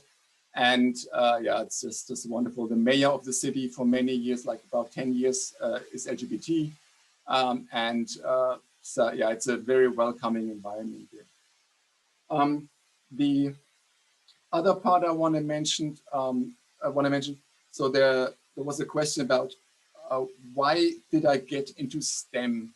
And so for me, I was born at a young age. I realized there are a lot of things I'd like to know that no adult can explain to me. That was also related to sexuality, because I felt there's something off, there's something different. Of course, you don't know as a child, and no one can answer, no one can tell. And the same thing, of course, even though my father was trying to be really knowledgeable and we had a lot of books, but yeah, my teachers couldn't answer this, even though I had excellent schools. The public school system is really well done in Germany. So I needed to dig deeper by myself. And so the desire to know, the desire to understand. And for me, it ended up in chemistry at that time, because the biochemical part, yeah, this seemed to solve some the understanding, or the desire to understand nature, life and everything seemed to solve this better than physics. And from that on, of course, I then finally moved over to polymer science, and nowadays I'm in ceramics or materials in general. So, and yeah, so this a little bit from the life journey. So the desire to know basically drove me into chemistry and so on. And I found it a beautiful field. It's awesome. But then in the later years of my life, I discovered in chemistry, we synthesize really cool things. We analyze awesome stuff, but then you can't buy it typically in a store. When you want to buy something, you need an engineer to make it. And that means what we originally synthesized, what's really cool, you need to make larger in better quantities, and you need to define it more. And that's pretty much what drove me then over to engineering, because there's the application behind it, and you can really help people to get it into, let's say, biomedical, into the hospitals to help people, or with any other material to get better products out there. So research, you saw, is quite varied, and I have a short blurb here about some of the things I'm doing. So you already heard the first part here about myself. The thing I want to talk about here is bio-inspired superlayophobic coatings or surfaces. And so I'll show you shortly what these things are. So what is superhydrophobic, and the thing we especially worked on is called plastron effect. And in the end, of course, we also look into wear-resistant surfaces and how to make these things transparent. So what is this bio-inspiration? Of course, pretty well known is the so-called lotus leaf effect. So you have little bumps on the surface, wax crystals here, and they are responsible that water cannot wet everything, water cannot touch everything. And then water, as you can see here, runs off easily. But there's another group in nature. These are called hairy surfaces, and they give similar features. And one example here is the water strider. They can walk on water due to the surface tension, and they don't just use one big leg. They actually have a lot of tarsi, a lot of hair at their legs that basically trigger that they can sink in. And of course, the direction of the hair help them also to propel away. So the direction of the hair where it's pointed gives you also friction that you can actually exploit. And when you look into plants, that's from our group, tomato plants and many other plants have also hair. And these hair allow, as you can see here, perfect spherical droplets, 180-degree contact angle. So really cool. And yeah, so we're going to exploit now a little bit these features here, because lotus leaves have been done many times by people, but the hairy surfaces was at that time when we started rather new. Just a short look at this, how these things work. When you just purely work with chemistry, then you just have the surface energies of the surfaces, and the maximum that water can do on the surface is come to a contact angle in air of 135 degrees, typically 115, 120 degrees. That's for the most hydrophobic compounds. And that is still in a level that the water sticks. So if you put this type of surface on your car, your windshield, water sticks. That means after a rain, you walk up to your car, even on vertical surfaces, the water sticks. You don't want that, of course. You want the car always clean, the windshield should be clean. And so you don't need windshield wipers anymore. And what people discovered, when you roughen the surface, it sticks even better. But once you make it very rough, then you get air pockets, and the air pockets avoid that the water can stick everywhere. And this is the whole design. So you try to go from this surface to something that is rough and define the roughness. And as I mentioned, we're trying to build now artificial hairy surfaces that mimic what nature does. And this is now a polymer surface that we mold and then pull out. And then you get basically features that exactly look like what you see on the legs of the water strider. So this is our picture here that we took in the, at SEM lab. And you see, this is a hierarchical structure, and it matches reasonably to the structure we built, also a structure that is bent on the surface. And when you measure now contact angles on these, and we did a variety, you can come from 160 degrees droplet, and this is a large droplet for the picture, so gravity deforms the droplet in addition. But we can make varieties of these surfaces, and we come to actually above 178, close to 180 degree contact angle for non-fluoridated compounds. So just the mechanical properties combined with some hydrophobicity of the fiber. So that's a beautiful thing there. So where does this come from? And so the explanation is this here.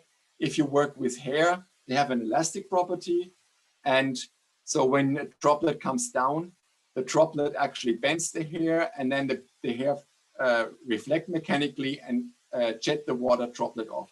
That means if you build hairy surfaces, the contact angle is even more extreme, basically up to 180 degrees compared to the lotus leaf.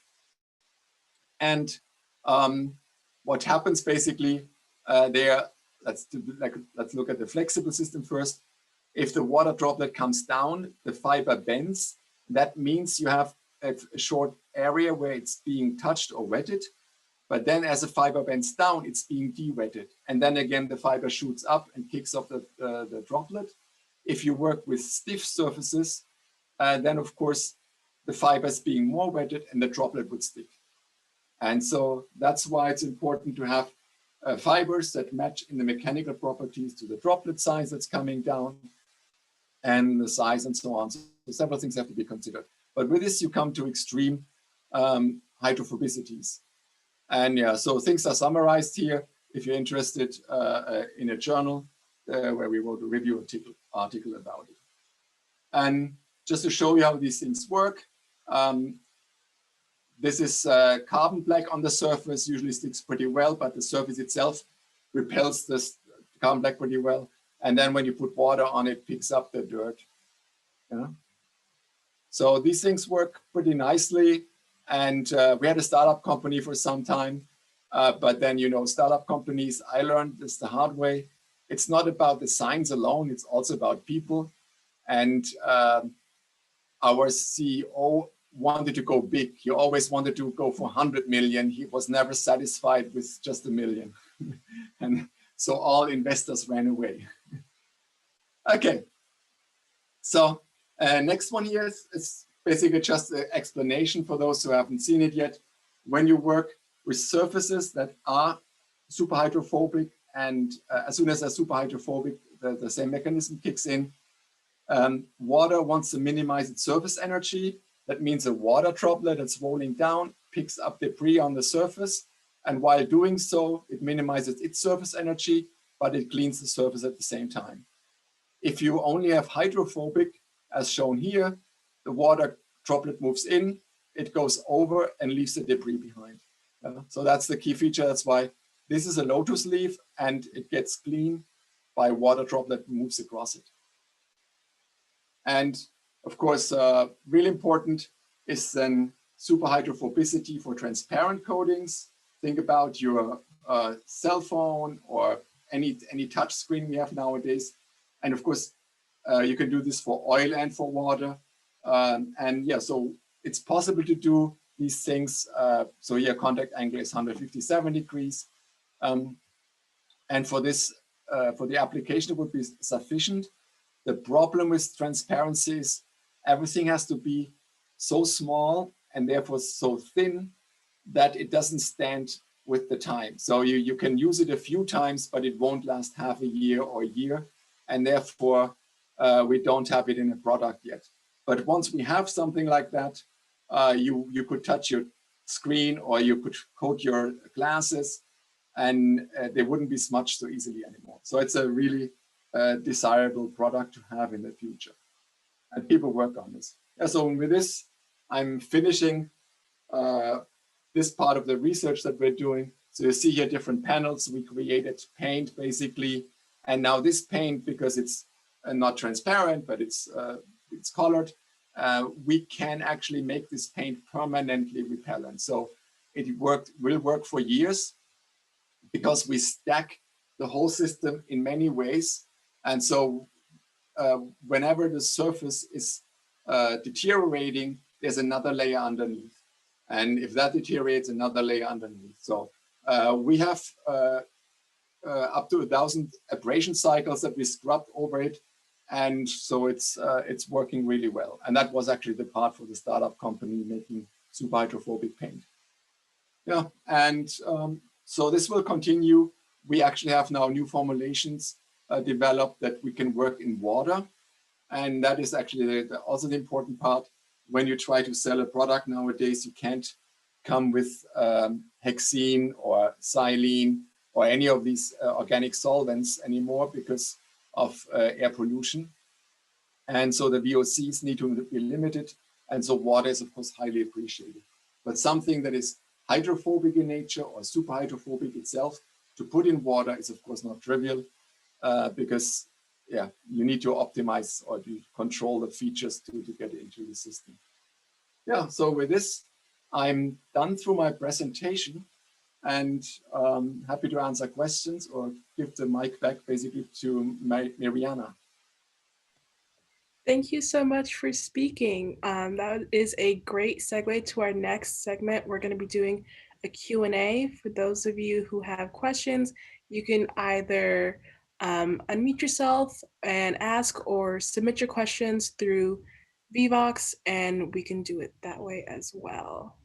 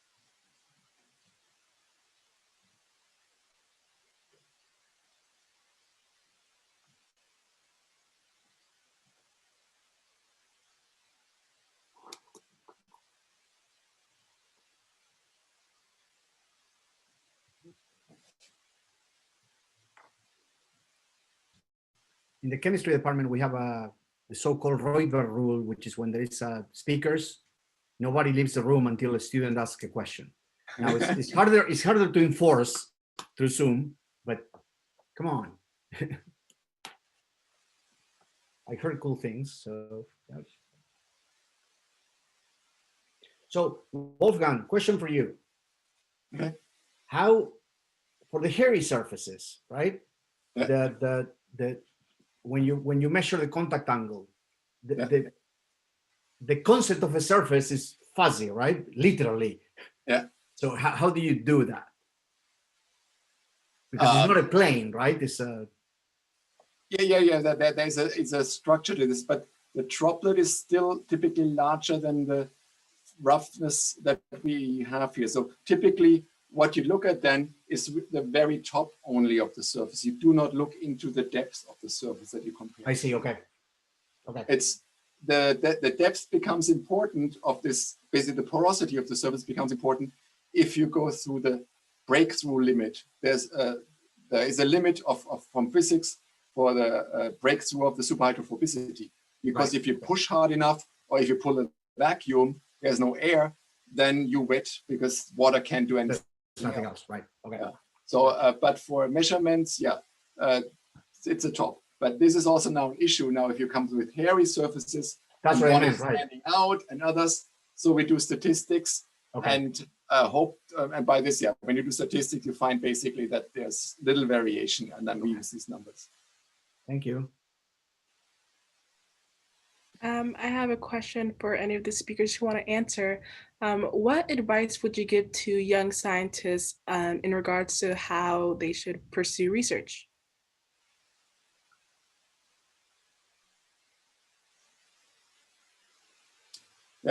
My advice would be find the field that you're interested in. It's really important because that triggers then usually other things after that. If you start with something you're not interested in at all, you might not do the best job. That means the people that see you, and that's actually the key thing always in science, we are connected. I would never have the chance to come to UF as a postdoc if the professor had not been a postdoc at the lab where I was a PhD student. And so wherever you are, try to do your best. But again, it's much easier if you're really interested in something and not that it's not a research project where you think it's useless or it's not of your personal interest deep enough. And when you're doing a great job, then that leads to more opportunities. And this is the thing I discovered.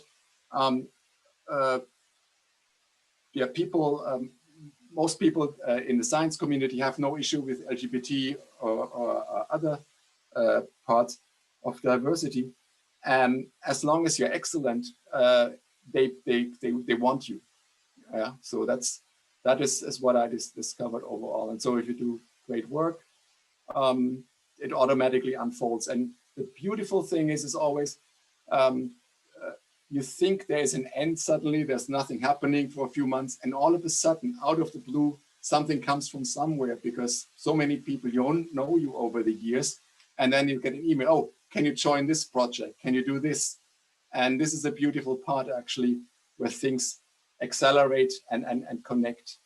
And so that's why it's important to do really great work, but also when it interests you, then you can communicate this really well to other people. So it looks like we have a question in the chat from Alexander, unless someone else wanted to add on to Dr. Sigmund's question. I wanted to add on that it's called research, right? It's not, if it was easy the first time you do it, it would be incredibly boring and anybody would do it, right? So by definition, most of the time you're going to fail.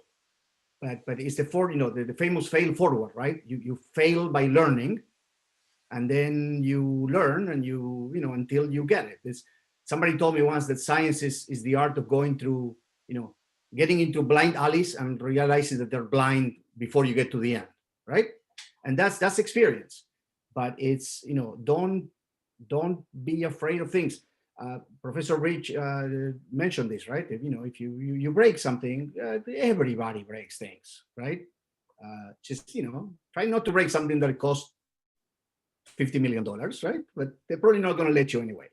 So just be fearless about it. Ask questions. We love students that ask questions that are just when they go like, sorry to bother you, I have a question. No, don't sorry, just tell me. It's exciting, right? When people have questions. Yeah, and I concur with everyone else that said, be fearless, both in your actions and your thoughts, right?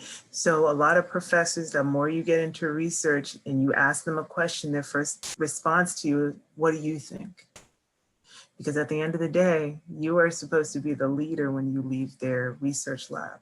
So kind of be fearless in your answers back to say, well, based on what I've learned and what I've seen, X, Y, and Z. And to jump on to what Dr. Rothberg said, don't ever apologize for whatever it is you need, right? Over the years, I've learned the different connotations of words, right? So the word minority, yes, we term it to mean a certain ethnicity, but the real term means less than, right? So when you say I'm a minority, some people could say, okay, well, you're really just less than me, so I don't have to respect you, right? And the same goes with sorry. I'm sorry. While some may say, okay, you made a mistake, some others could read it as you are a sorry person. So don't apologize for whatever it is you need. Get your answers and go on about your business. If I may add for a second, my students know this very well because sometimes I'm actually very strong about it. I may spoil you about this, right? But when you listen to faculty talks or to postdoc talks or doctorate talks in the future, pay attention to the following. What I'm telling you is undesirable, but it's statistically true, right? When a man presents a seminar and somebody asks a question afterwards, somebody asks me, my answer will be something like, oh, okay, let me explain it to you again. Let me clarify, things like that, right? Women, way more than men, tend to do oh, I'm sorry I didn't explain myself properly. I'm sorry I didn't put the proper slides. Don't be sorry. Be sorry if you step on somebody's shoes, right? And then just go and say, oh, okay, you didn't get it. I'll explain it to you again, right? And that's, things like that are they make a difference, right? Yeah, I'd like to make a comment on the question here. What can we do as students to help promote women in STEM faculty positions? I can tell you how we did it in engineering, and you already heard the success story from biomedical. So we looked at this, because we had too few women in engineering, and so the approach I took was I asked my students, who do you know is outstanding, we should look into as future faculty? And so it was basically my PhD students, other PhD students in the department, and they pointed to those students they knew from before who are also then PhD students somewhere else. And so we contacted them and asked them to apply. And of course, you probably see my department chair, Michelle Manuel. She's actually one of the students who we hired then back into the department while she was doing her PhD up in Northwestern University. And with her then, of course, came a big push. And we have now a lot of women in my department, material science engineering, and a lot of diverse hiring in many ways. So, and so you have an influence. So if there are faculty searches, of course, we're looking for young people, for young gifted people, because you need to come with new ideas and great stuff. And so you can promote your colleagues. And of course, if you are outstanding, maybe someone at another university can promote you and tell them, look, check out this person. And we are being so aggressive now in engineering. We offer even people who are in their PhD close to the end scholarships that they can basically work for a postdoc paid by our department, Nice. No strings attached. And then we wish they come to us. Right. And then, they typically they come to us. And so we get actually young superstars, we get Black women and many others come to us. And actually one of our superstars that we got through this process, she just was named top women 30 under 30 in the United States. Right. So Forbes magazine. So it's really outstanding. Erica Moore is her name. And if you meet her, she blows you away. It's a wonderful person. And there is a clear phenomenon that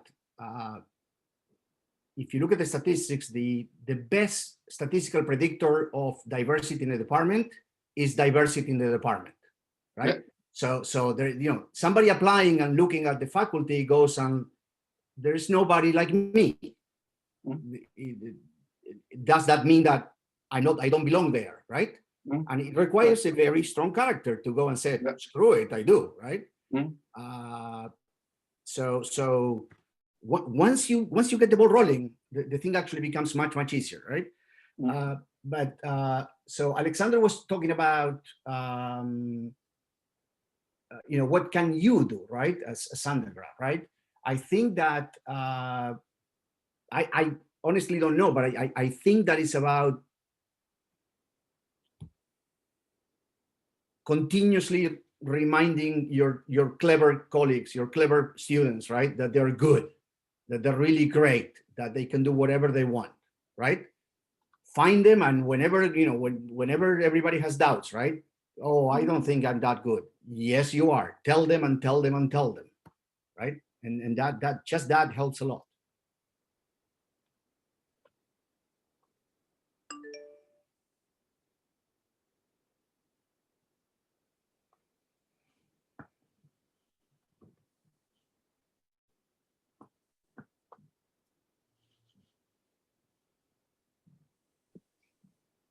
Mariana had a question in the chat.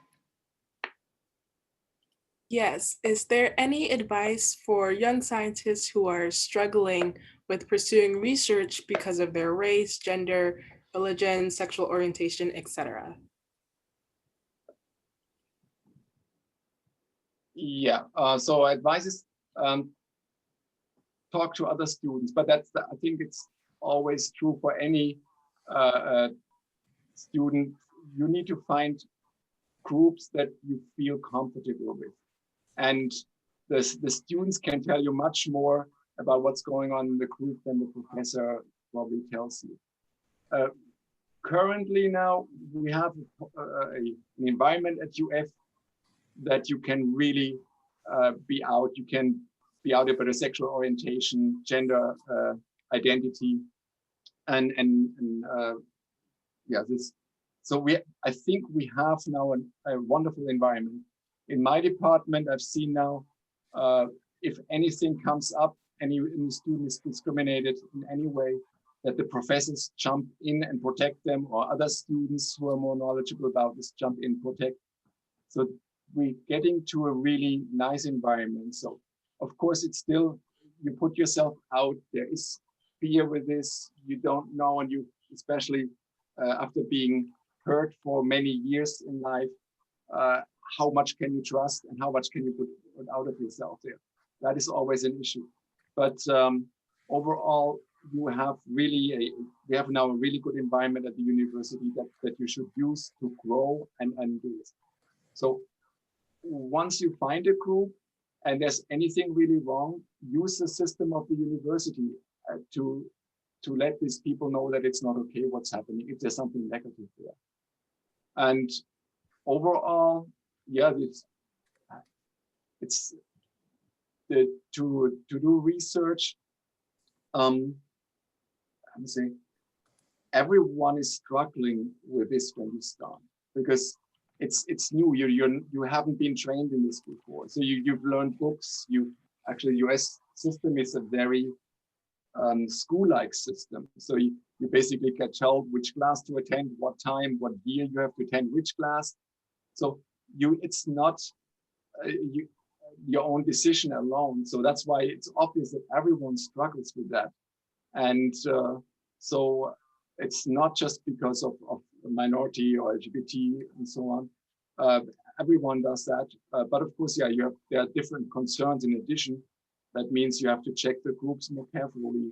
But then, yeah, things usually work out. And if you find a nice professor, and you can also talk to them and ask whether there are other groups that might be more fitting for your interest. That would be probably the best way. And I would add to that,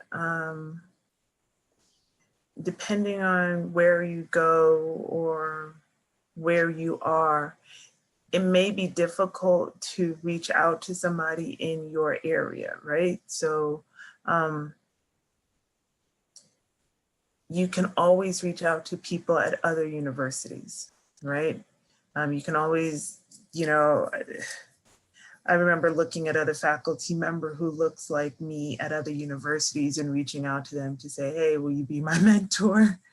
Because I didn't find a lot of Black tenure track faculty member. Matter of fact, I am the second Black person going through the tenure process in my university and the first Black woman going through the tenure process in my university in the chemistry department. So it's like, where do I go for some just mentorship? And there was another Black woman in another university, and I reached out to her out of the blue and said, you know, just started a conversation, and she ended up mentoring me. So I say that to say, you can do that as students. You know, you have social media is a big thing. I don't know much about it, to be frank, but I know that there are caveats of groups online that you can seek support if you are afraid to reach out to support in your area, or if you're concerned, or if there is no support in your area. The goal of this is to just find somebody who is in your corner to help support you through this process of college or grad school, because it's not easy, but you know what the benefits are at the end of it, and that is where you want to be. So to walk there by yourself is difficult.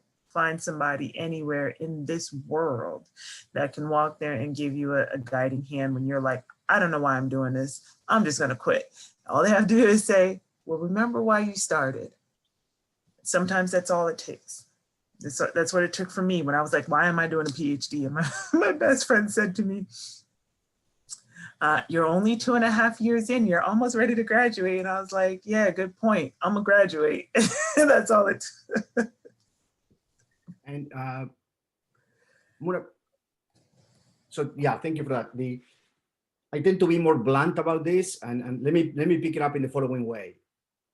The saying the atmosphere in such and such group is really not good, I don't feel comfortable, blah, blah, blah, blah, but I'm gonna eat it up because that's the best group in the world and I want it.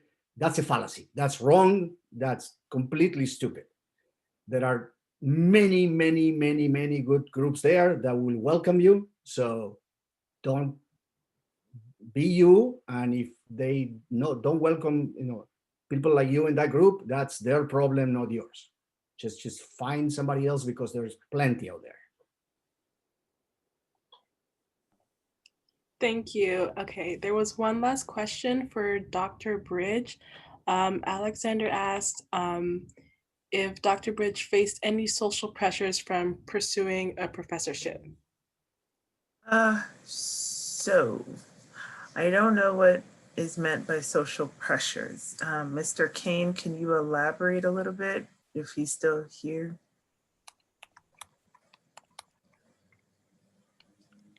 I mean, in the meantime, the one thing that kind of pops into my mind is I remember my first year of being in a faculty position.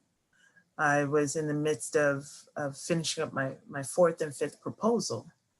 And I was chatting with a colleague of mine, a gentleman, and I said, yeah, I'm trying to get this proposal out the door. He goes, oh, how many have you done? And I said, 5. I'm finishing up my 5th one. And he looked at me and he was like, you did 5? My first year, I only did 1. And I remember in that moment, like, all right, noted. I'm not sharing that information anymore. And I think in that moment, I just felt like I didn't want to invite hate that people thought I was trying to upstage them as a Black woman who was the youngest in the department. And it's not fair for me to have thought that way. I should not have been feeling that way. but I did, and I ended up, I don't really talk to people about how many proposals I do, but it's on average like 5 to 10 a year. But in terms of my family, there weren't any issues. Everyone was just like, wow, you're smart, go for it. You know, big up Jamaica, because we don't have any professors or PhDs in the family, although my family has done some great work. It's always been really positive. Yeah, didn't Mr. King provide any additional info? Yes, he said it was mostly like, what challenges did you face while moving from PhD to professorship? So, okay, so most of those pressures, I think, now that I look back at it, I think it stems a lot from jealousy or a mindset that this woman shouldn't be doing things or getting accolades that I haven't received as a man or as a white man. And although it kind of hurt in that moment, because you think that people are kind of on your side because you work for them, they want to see their whole team develop. In the end, I've been able to deal with it in the sense of that's their issue. So if that's what you're struggling with, that's what you're struggling with. You're not going to stop my shine. You're not going to stop my drive. Because at the end of the day, my job is to advocate for me. And so if I'm advocating for me, I don't care what you say or what you don't say.